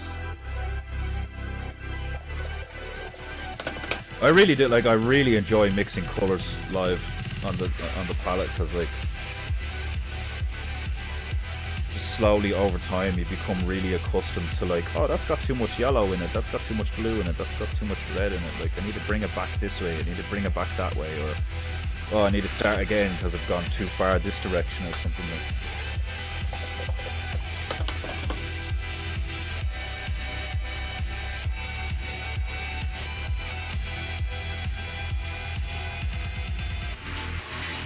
Yeah, I think I nailed it. I think I fucking nailed it!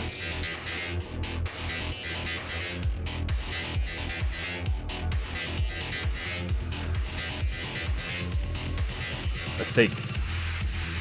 Oh, that's pretty fucking close.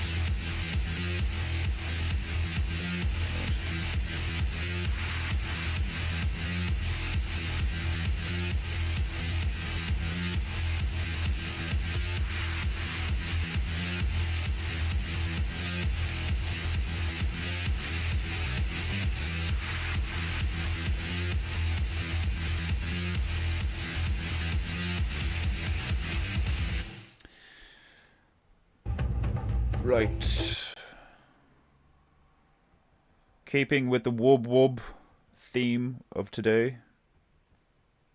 The theme of the day. We're going another 20 minutes, and then when we hit the 2-hour mark, I'll do the phrase of the day. If I forget, Desmondo will remind me.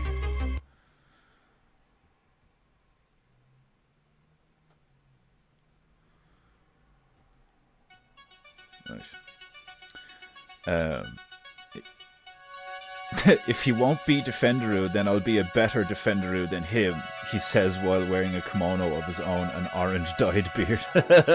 Jesus, imagine. Oh, it'd be so funny if, like, I got, like... Could you imagine if, like, the elf... Remember that elf fella? Could you imagine if, like, this whole time he's, like, been hating on me like some kind of troll and shit, like... You just never know, like... Like, the stuff with the cameraman with Owen and all, like, it's fucking wild. Like, what a dickhead. Like, what a fucking bitch. Pull a stunt like that, like...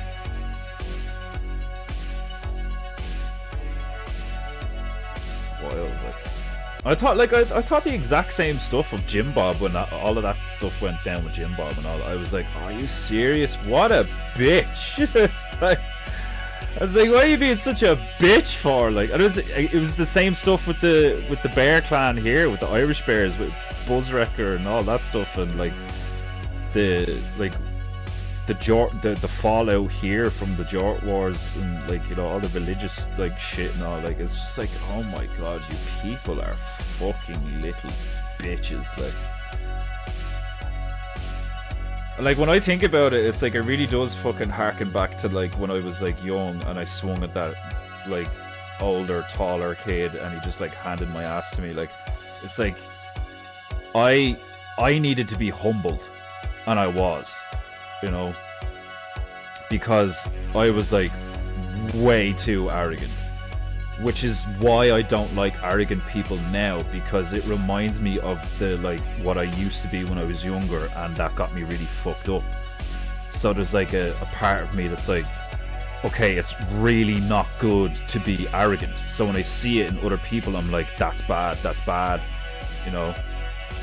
And like, that all makes perfect sense. Like one of the things that I've really gotten in tune with is, like, how experiences in your early days frame the experiences that you have later in life, and like why people have certain reactions to things and shit, like, and like it's fascinating. It's really fascinating how you build into your personality subconsciously, like, even without your knowing these reactions and these it's like you end up constructing code in your personality based on traumas and experiences, and like you can be, like, completely unaware of them, you know, until you, like, really start looking at yourself objectively, like, you know, like, in terms of, like, in any given moment, like, somebody says something, or somebody, you know,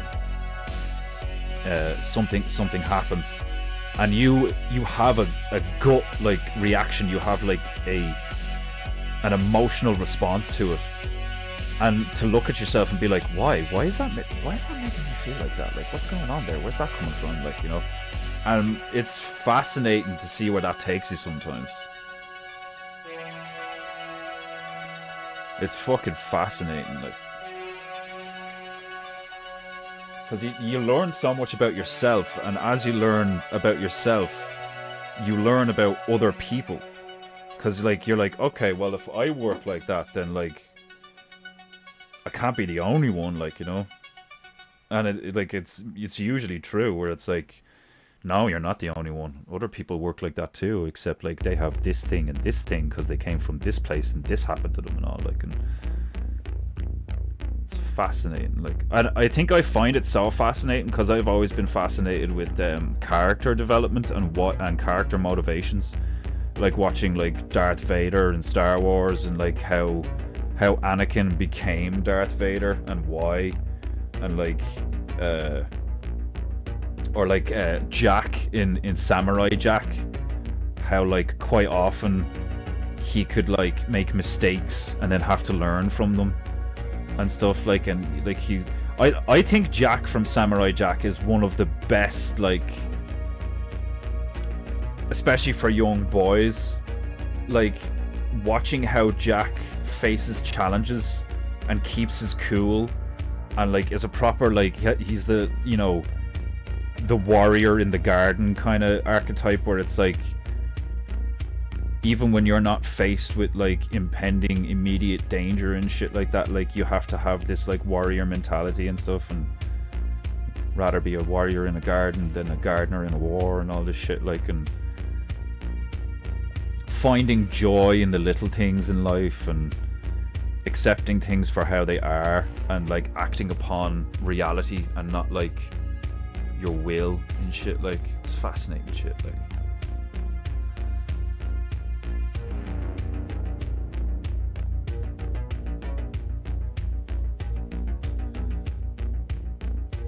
Okay, we're gonna go a bit darker with the brown now.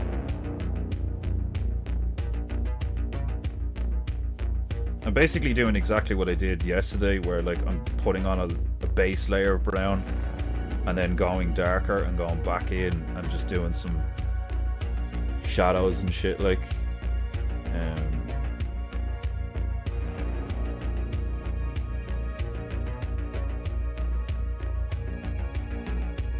It's a very basic, like, theory or, like, concept to just be like, just put the darker stuff here because that's where the light is not going to be and all that shit, like. But there's still an element of understanding that comes where it's like how light moves and shit, like, and why it moves that way. And there's sometimes where, like, especially with doing like I'm still pretty shit with, like, clothing and stuff. When it comes to clothing, I'm still fairly trash at that stuff, like.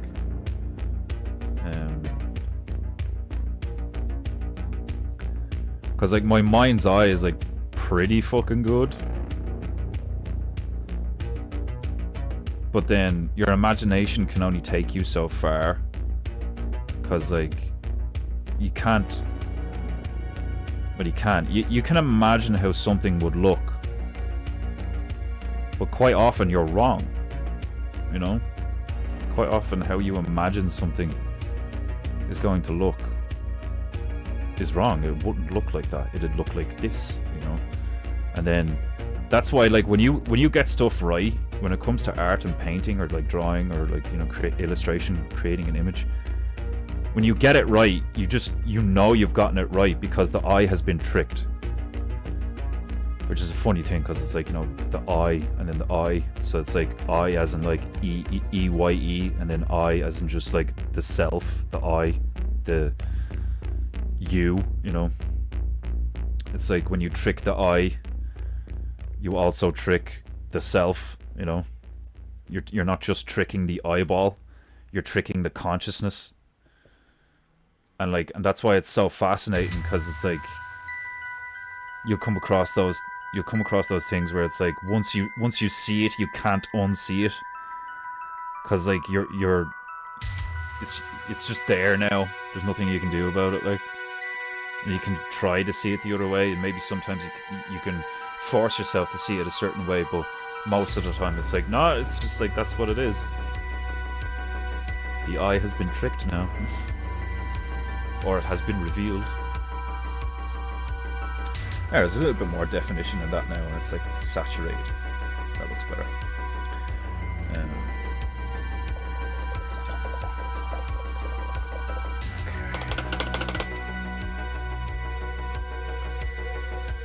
I can't believe it's only Wednesday. It's probably because I, like, what was it, like 2 weeks ago or a week ago, I only did 2 episodes. I only did 2 painting goos during the week. And now, like, we're on Wednesday, so still tomorrow and Friday to go, like. So there's a part of me that's, like, trying to get back into the swing of doing, like, a whole week of streams. But, like, I love doing this too much, like, and I know you guys can feel it. I know you guys have the most fun when I'm, like, having a blast doing this. Even if I just sit here and rant, do you know what I mean? It's like, that's what it's about, like, you know. Like I was saying yesterday, where it's like when you cook somebody a meal, like you can feel it when like somebody like really put the effort in and like wanted to cook that meal, you know.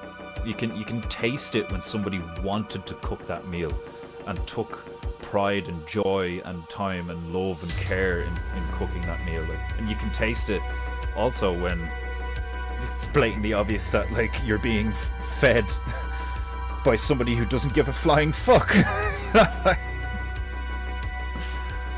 It's hilarious to me. I'm gonna change the brown on this shipwreck. I think it needs to be like, I'm gonna make it like really fucked up and rotten and shit. Okay, what kind of brown? I need to go like not a lot of red in it. So let's start again. We'll make orange.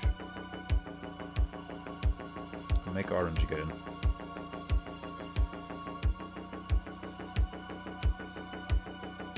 The thing about using primary yellow, like it's also a transparent, it's a transparent primary yellow.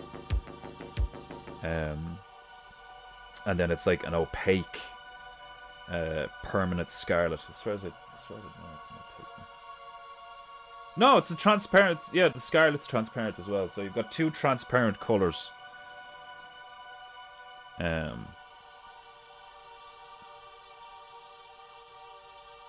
The ratio is wild. Like, you know, you need like fuck all of the red.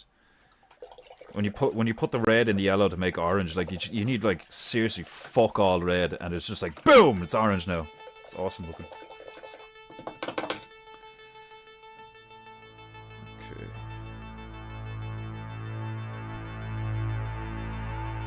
And you see, that was, I'm after putting too much blue in that orange, and I've gotten a green.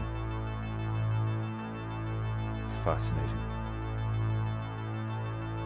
Fascinating. Okay, now I just need to put more red in.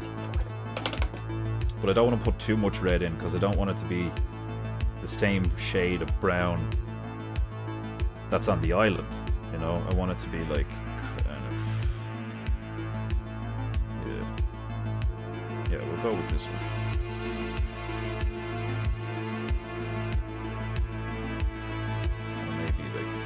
I don't know, I'm gonna fuck around with this brown for a while.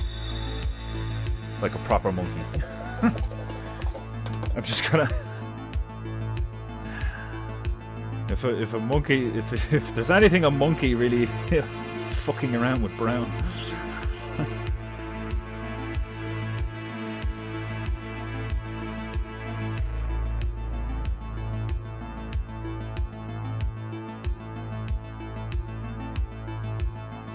I could, yeah, that'd do. Oh, we're losing frames. We're losing frames because it's on auto. Hang on a sec. Configure video. Control. Turn this off. Yeah, leave it there. Leave it there for a moment. It's very grey outside right now, so the lighting's a bit...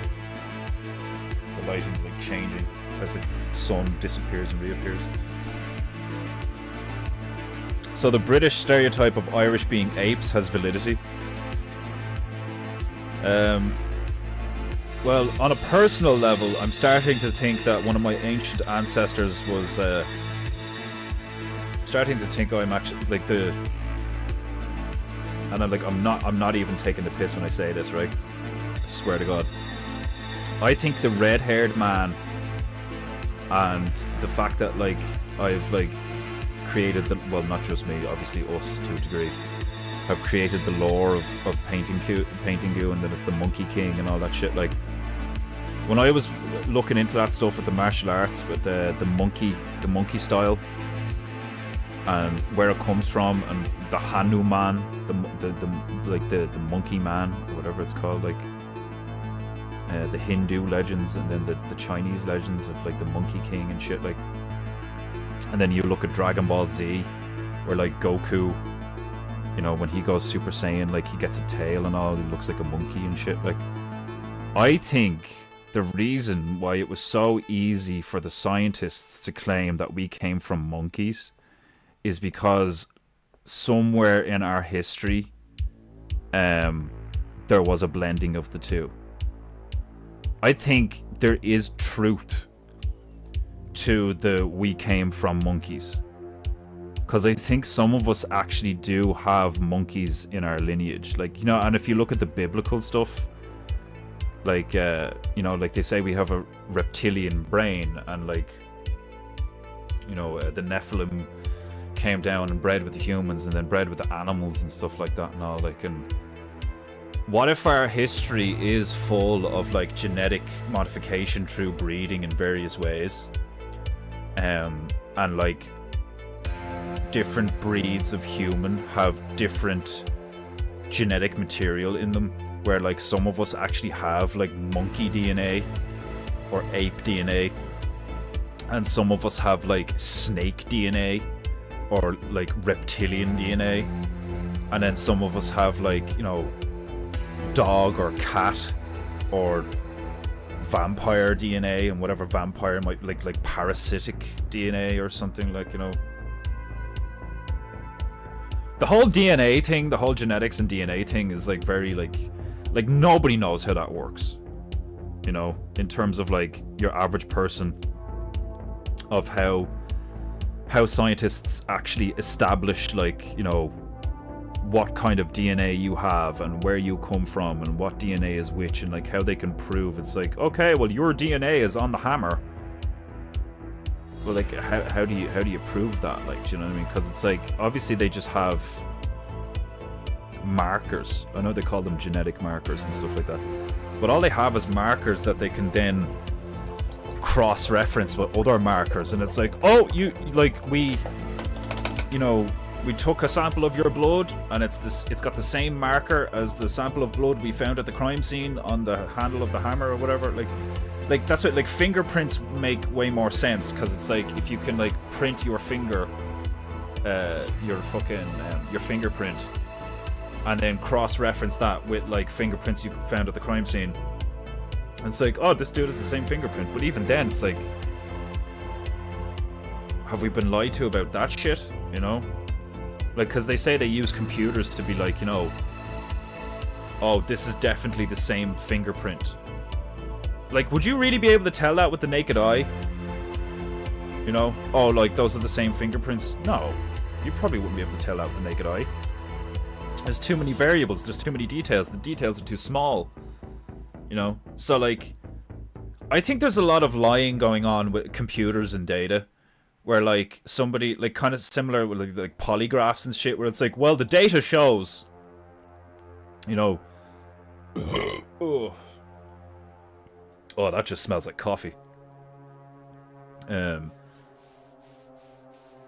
They can just say like, oh, well, my computer and the data shows X, so that must be, and then they just take it as true, you know. Which, you know, that's a bit fucked, isn't it? Like, that you just, like, the same way that you would just believe an expert or believe a book says something. You're now... See, like, I would rather have my face look all bright than the painting look dark. So, I'm gonna leave the exposure there.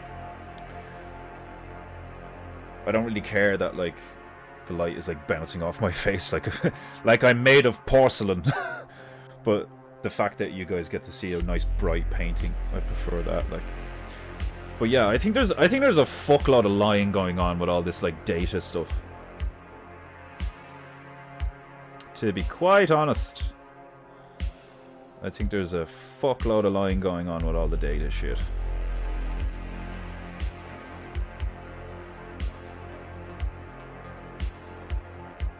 I think a lot of the, you know, oh, well, my computer says this and the data shows this and all, like, I think there's so much, like, bullshit going on in all these different fields of supposed, like, you know, really highly accurate data points and shit, like that could, like a lot, if not most of that could just be absolute bollocks. And it's just another way they deceive us, like, you know.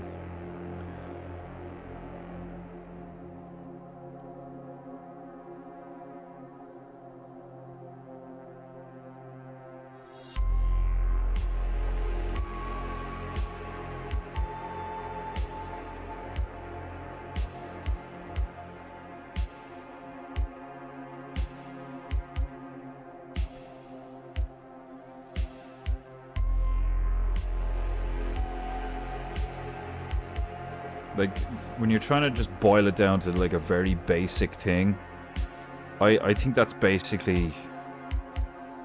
I think that's basically what we're experiencing in this current timeline, in this paradigm, is just intense deception. Just, like, an intense level of deception.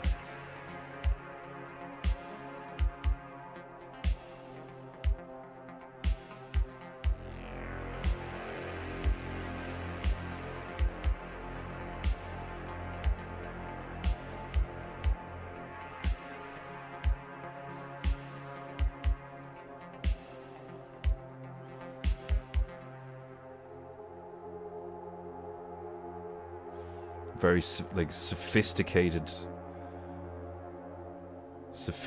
deception, like.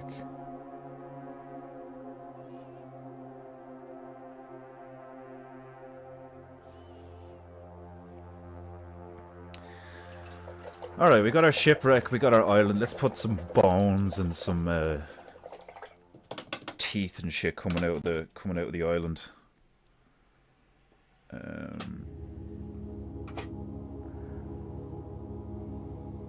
You take all that into account, plus AI deepfakes of an individual in the act of a crime, and then things get even screwier. Yeah, like the deepfake shit's gonna be wild when it really starts taking off. Where, like, I think there's already been a court case where somebody tried to use an AI video to prove that they didn't do something. I think is what it was. I can't remember specifically. But, like, yeah, I've already heard stories of, like, fucking mad shit, like, you know.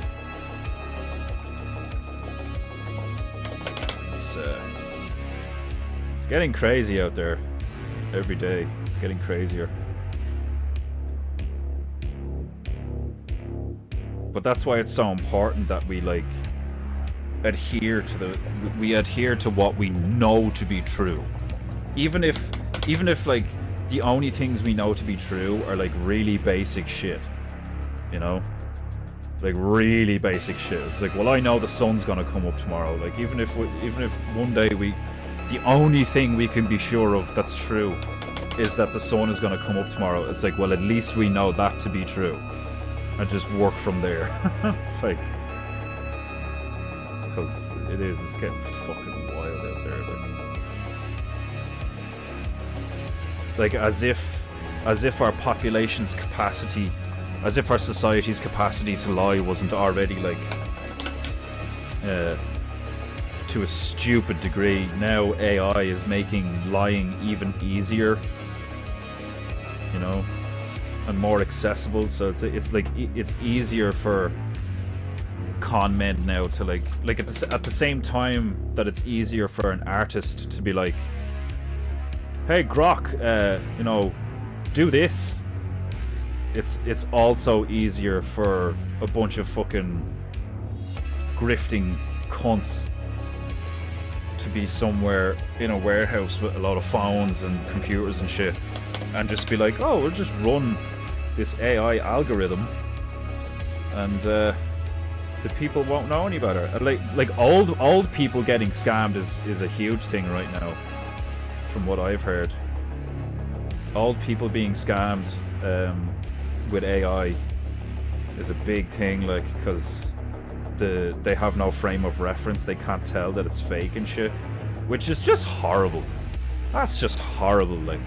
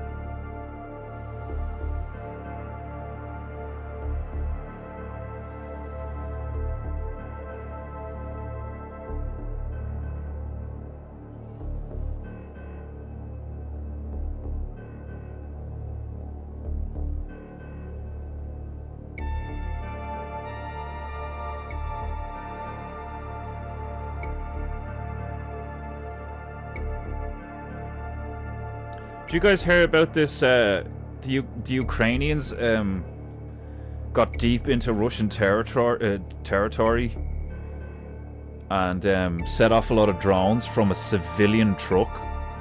Did you guys hear about this?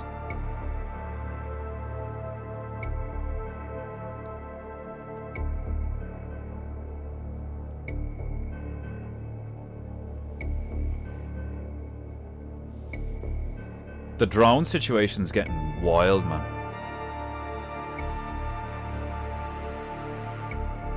You okay, Margie? Did that phone call stress you out?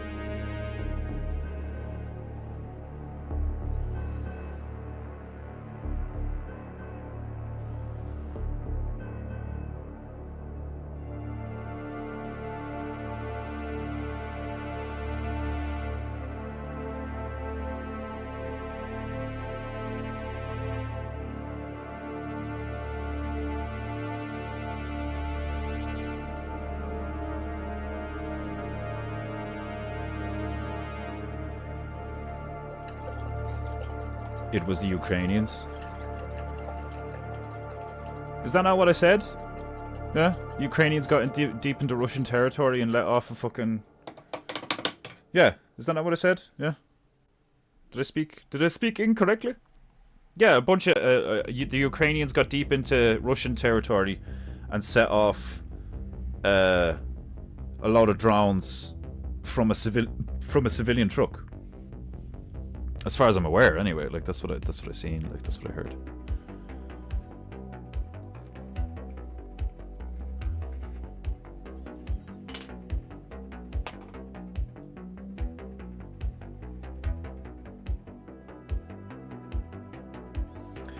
Oh, what you mean? Like, are you trying to say that like she it stressed her out because she was on the phone to the Ukrainians? Is that what you're saying? Yeah, I heard about the attack the other day, plus the train. There was a train derailment?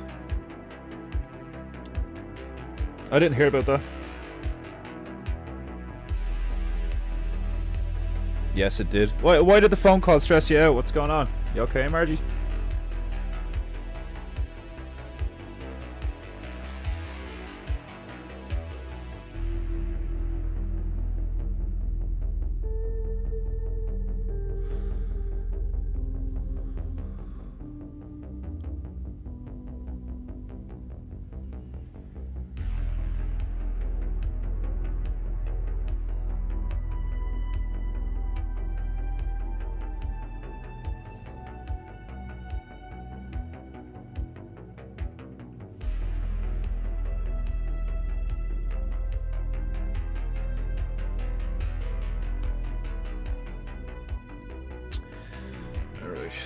Got some bones and shit sticking out, with the teeth coming out of the head. Drones are going to be the worst once they look like the Muppets. The Kerminator is what I fear the most. That would be really messed up if like they started using drones that were like cute and cuddly looking in an attempt to get close to people. Do you know what was wild actually? I think the Lotus Eaters were talking about like drones on one of their streams, and Carl Benjamin said something about wasn't there a movie from like the 90s or something about like a lot of these like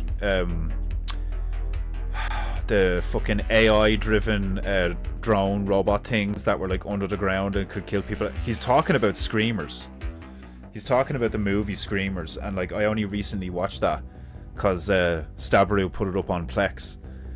I only recently watched that. Like there's weird synchronicities going on the last like year or so, where I will hear or see something, and then like it relates to something like a few days or weeks later, or something like in an unexpected way and shit. Like, and like I had a thought there yesterday that like I hope doesn't come to fruition, but I wouldn't be surprised if in the next like ballpark in the next 10 years, we begin to experience like a new form of terrorism where random drone attacks just start like happening all over the realm, where like drones just like bust out of a truck or a van or a ship or a box, or like, you know, a building or something, like, you know, like a lot of people get killed by like flying bombs, you know, because that's essentially what they have now. Is they have the ability to just like they have the ability to just like strap a bomb to a drone, and it's like fucking good luck dealing with that shit. Like, good fucking luck dealing with that shit.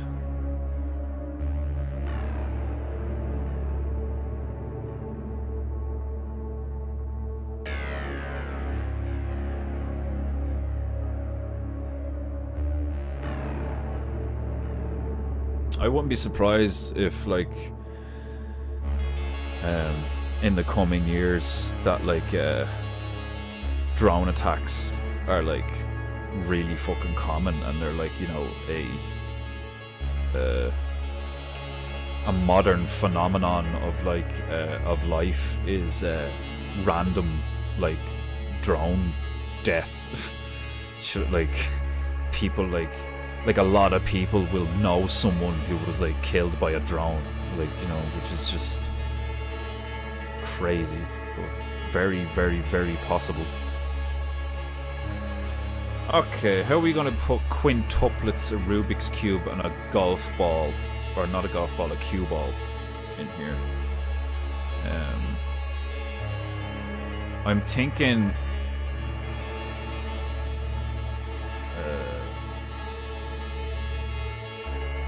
I'm thinking like the shipwreck, we have like maybe some like a boat coming, like a maybe two or three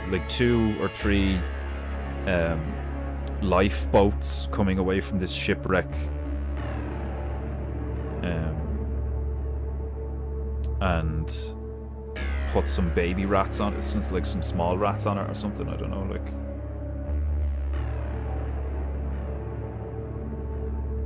I mean, the quintuplets don't have to be rats.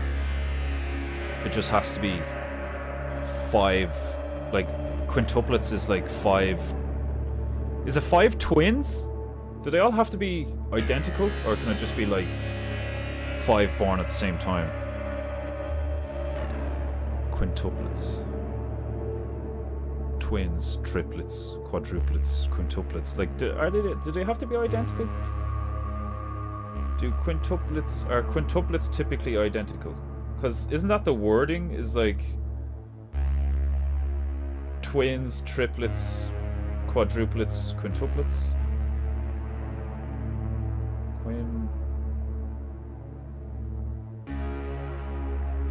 Quintuplets.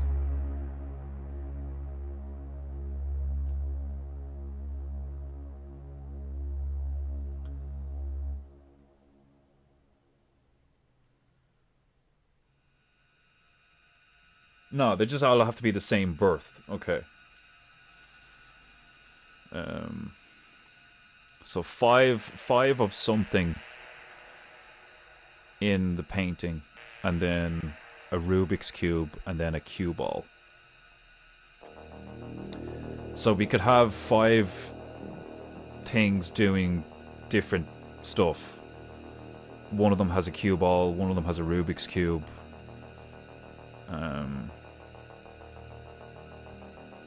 I kind of want to put a sea monster in or something, or like we haven't. When's the last time we had a shark in here?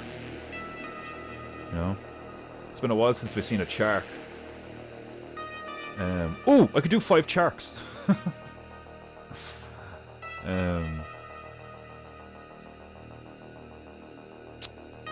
think. Okay, we'll definitely we'll put a chart in while we're thinking.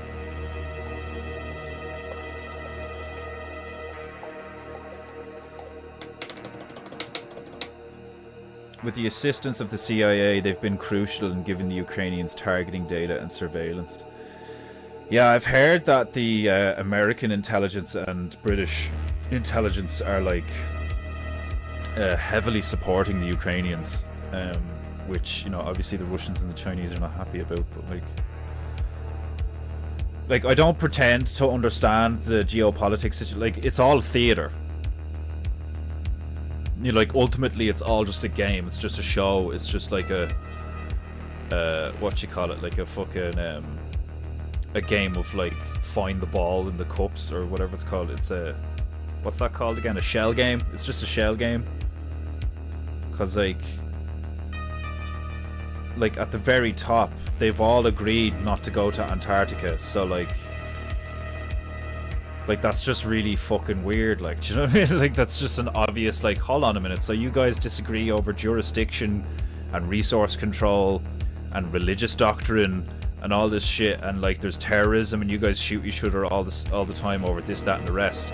And there's like disputes over air superiority and like ocean, sea, like, you know, the jurisdiction of the sea. So like, you know, land, sea, and air superiority conflicts and stuff. But everybody's of the same mind that like you're not allowed to go to Antarctica.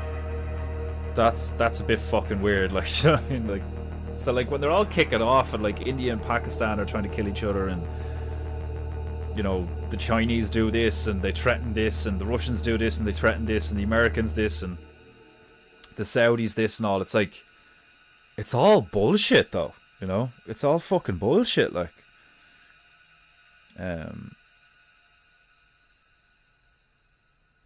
I'll start carrying a 12 gauge on me daily if drones become a daily problem.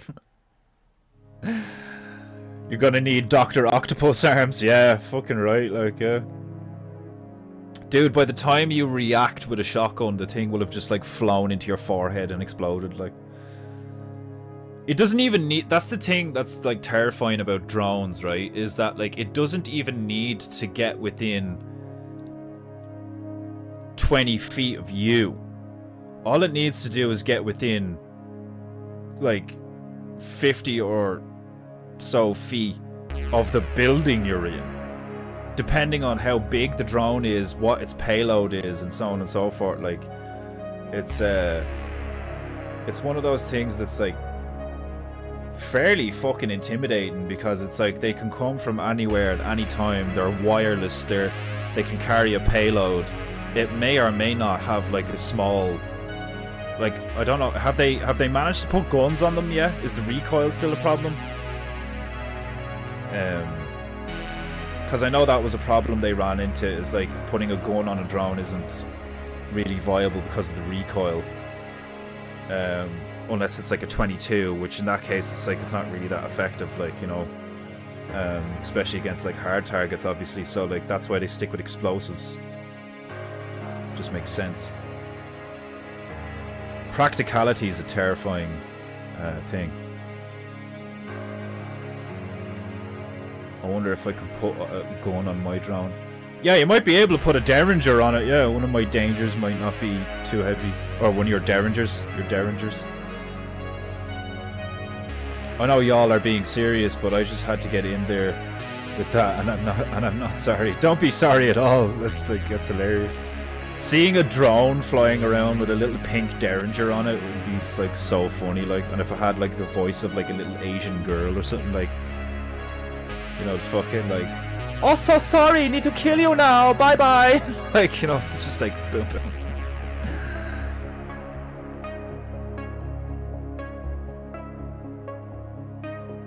Yeah, like maybe you hear whir, like, yeah, like you're not even like you might just hear like, you know, buzz, or like, you know, like, and then boom, that's it. Like, it's a pretty scary thought.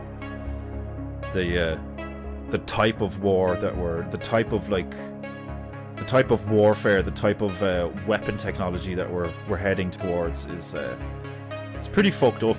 Like, you know those, like, sound weapons and shit? Like, you know, the sonic emitters and shit that they can use to disperse crowds at a distance? Like, what if you stuck a small version of that on a drone? You could just fly a drone into near a group of people, and it could just, like, emit a sound that is, like, you know, like, fucking make everybody's ears pop or something, like, you know, or vibrate the fucking fluid in your head or something. I don't fucking know, like. Some have been field tested with rocket launchers, but most success has been with grenade and mortars, yeah. Yeah, most drones have a camera on them now, which is kind of crazy. Like, obviously you've got the teeny tiny ones that, like, are just for, like, flying around real quick and shit, but, like, most drones come equipped with a camera, which is just wild. All this talk about, like, privacy and GDPR and data protection and all this shit, and you have fucking, like, flying camera, like, the cameras aren't just on all the buildings now they're flying all over the place. Mad shit. Fucking mad shit, like. Okay, so what are we? Quintuplets. 5 of something. 5 of something. Alright, well, why did the ship wreck? Why is there shipwreck near MonsterRat Island? What killed the rat? Will we just do, like, 5 squids? One of them is, like, playing with a cue ball. One of them's doing a Rubik's Cube. I think that would be, yeah. Let's do orange squids.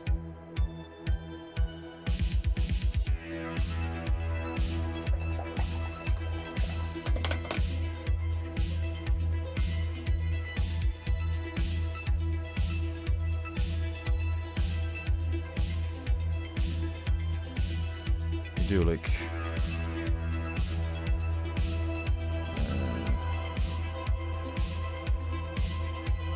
do one here.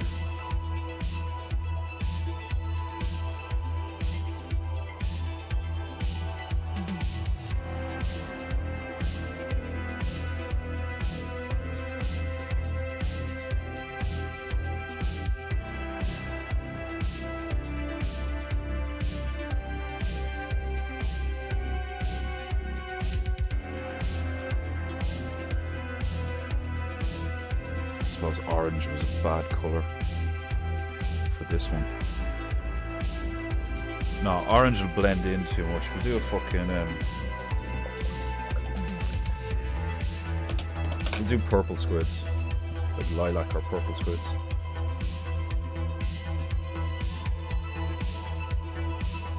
I'm gonna need to tone down this. Well, maybe not. Let's see. Ultramarine's a very powerful blue, so let's see how the scarlet interacts with it. Yeah, we don't even get anything close to a purple.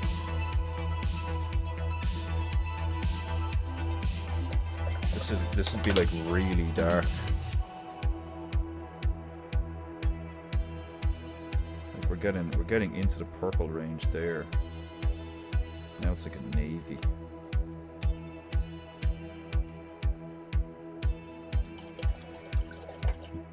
Now it's just a darker blue. Yeah, now it's going brown again. Okay. Right, so that's probably gonna go towards like aubergine and like magenta and shit like that. So like, okay, let's see what we can do here. Fucking make the blue nice and pale with plenty of white. And then chuck a dash of red in there, and I'll probably get like lilac or something close to it. So now we have like a light blue. And we have like a light blue. And I wonder if I throw this in here. What do we got?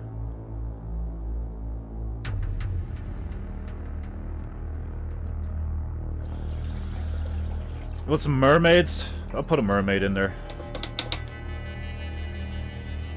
A mini LRAD on a drone would be nuts. Call it a Banshee. Yeah, like, that's what I'm thinking. Like, if you could put the sound stuff on drones, that'd be pretty fucking wild, alright.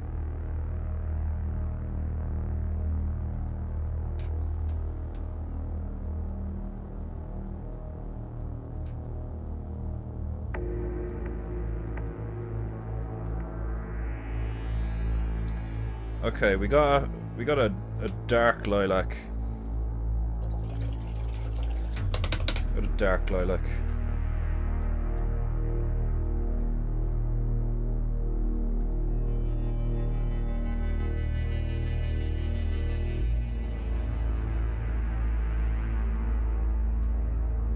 Try and make it a little bit more purpley. Just a little bit.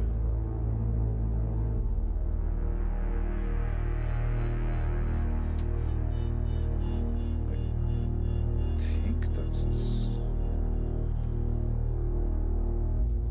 purple lilac as we can get, while remaining that kind of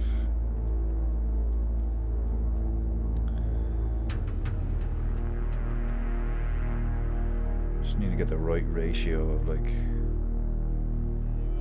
red and blue.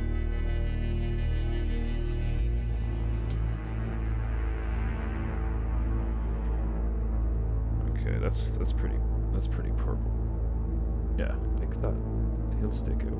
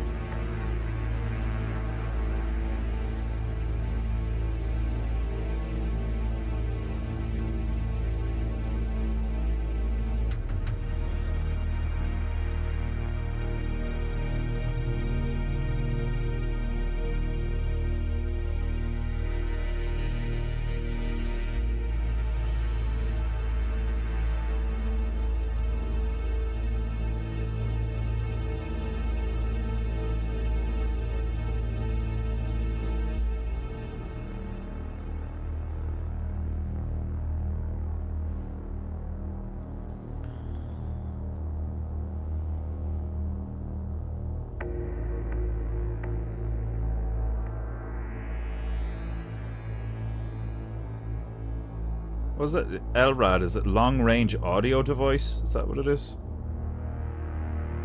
Is that what it stands for? It's the first thing that comes to mind anyway.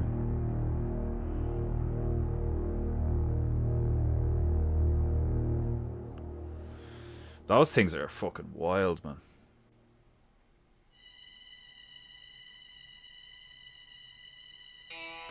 The shit we do to each other in the name of, like, you know, oh, like, we need to, you know, find a way to, like, subdue the fucking people, like, in a humane way and all. Like, it's so fucking, the shit we do to each other is so fucked up.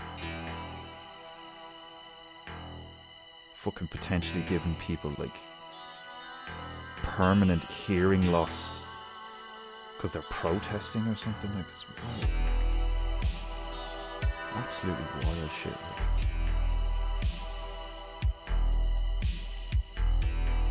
It's like, it's the age of no honor. That's what we're living through. It's the age of no fucking honor.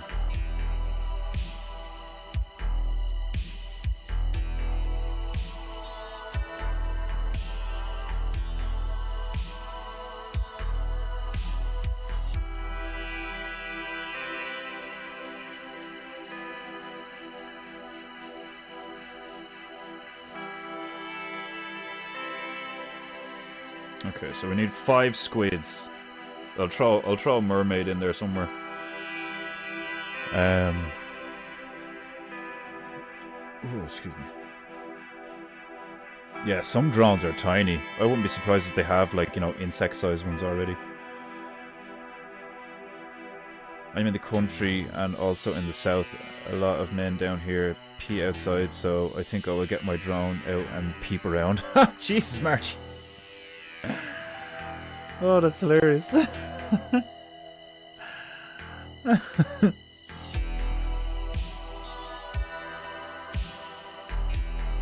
Stop giving Parmer lucky ideas. Yeah, I know, yeah. I don't remember what the acronym is. That's the first thing that came into my head was long range audio device.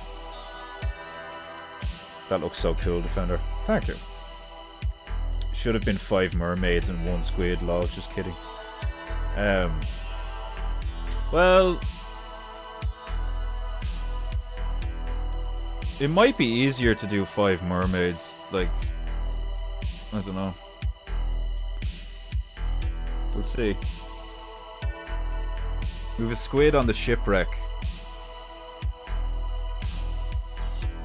Another 4 squids in various places. Like, I could put a giant squid just like here, like flopped on the top of the island. But we'll see how it goes. Like, fucking, where can we put one now? I mean, I could put one here.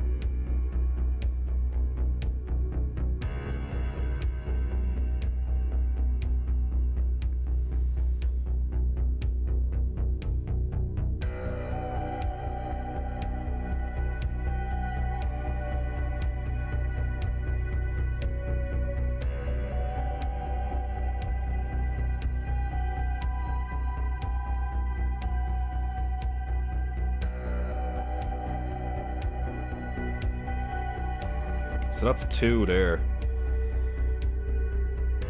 And then all we need is another 3 of them. So we could do like we'll do them smaller, because like the scene goes backwards, you know, towards the horizon. I mean, the island should be like massive compared to the shipwreck, like, you know, and so that island should also be, you know, quite large compared to the shipwreck or some shit like.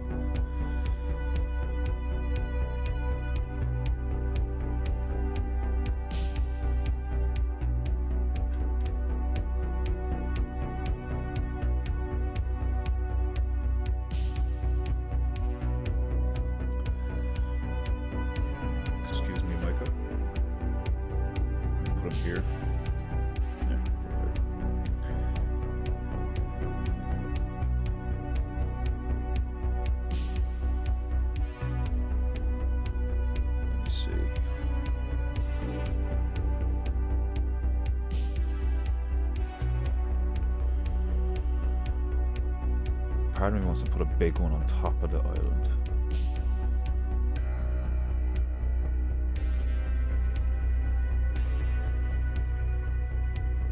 And then I would need 2. I could put 2 like maybe coming in or out and around that one. I'm gonna put one here like on the beach.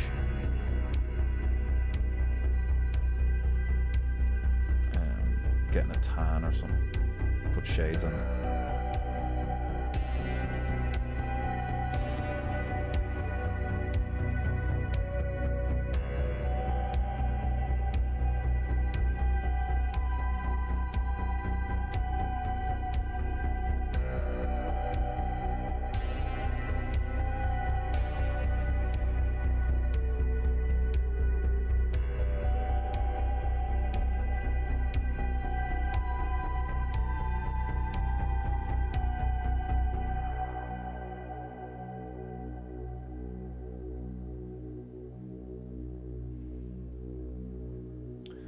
I'll just put shades on that one when it's dry.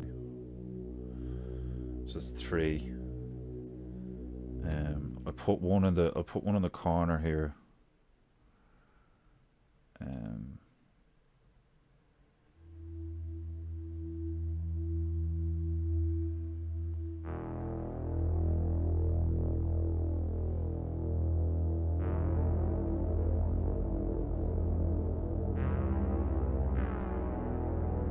I will put a mermaid in, and I will put a shark in, or a shark. I will put a shark in.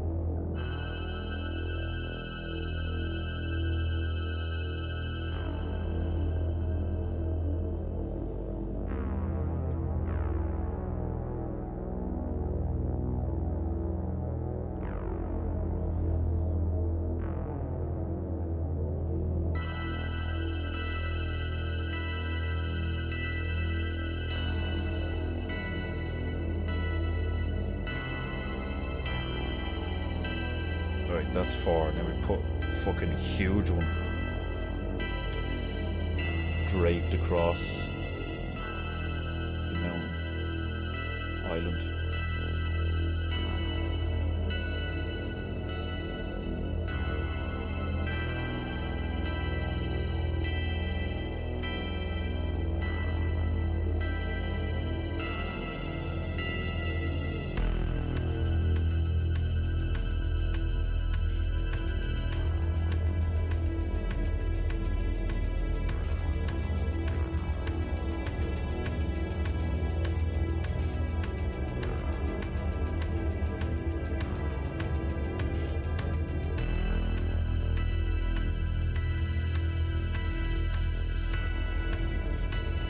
Giga Squid.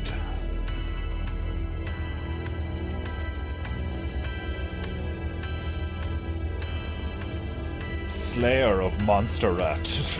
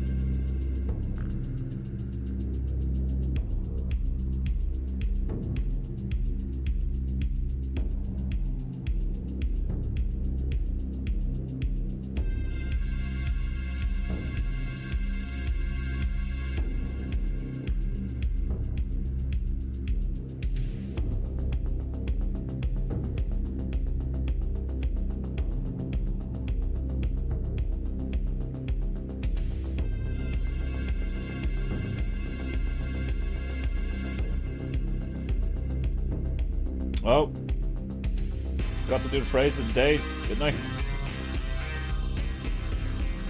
think I did.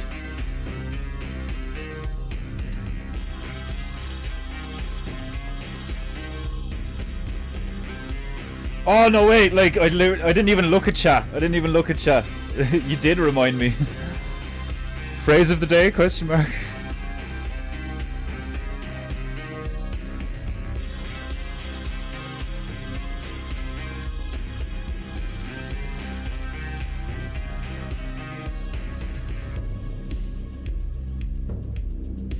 I'll do it now in a minute. Just give this thing all of its tentacles.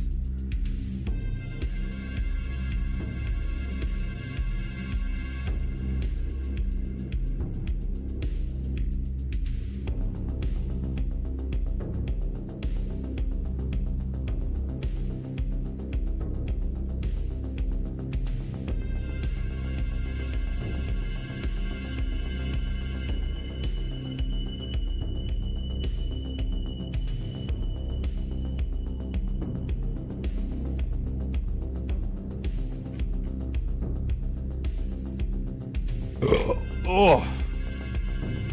May the gods bless me.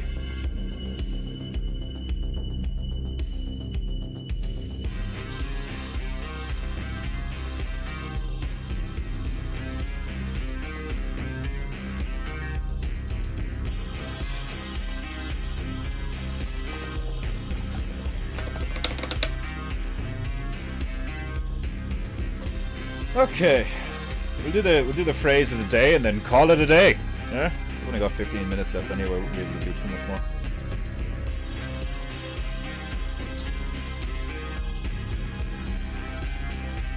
Oh, jeez. Oh, I'm hungry now. Those are hunger burps. A squid could have a pirate and its arm, leg, whatever you want to call it. They're called tentacles, Margie. Oh, that's hilarious. And its arm, leg, what do you call those things again? Tentalegs. They're tentacles.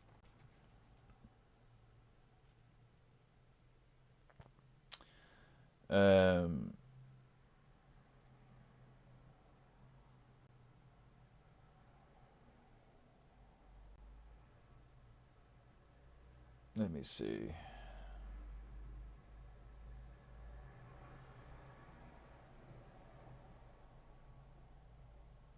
Where is it? Right, today's phrase of the day. Tobias, you know the drill. That poor bird. I mean, like, the fucking vibrations I send through his entire tiny bird body.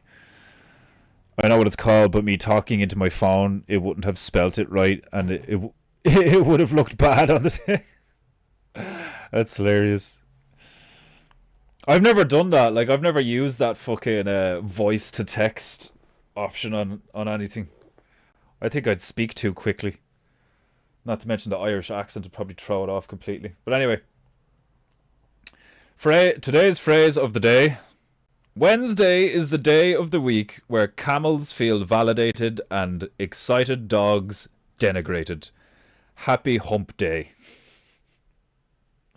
Happy hump day to you too, Desmondu.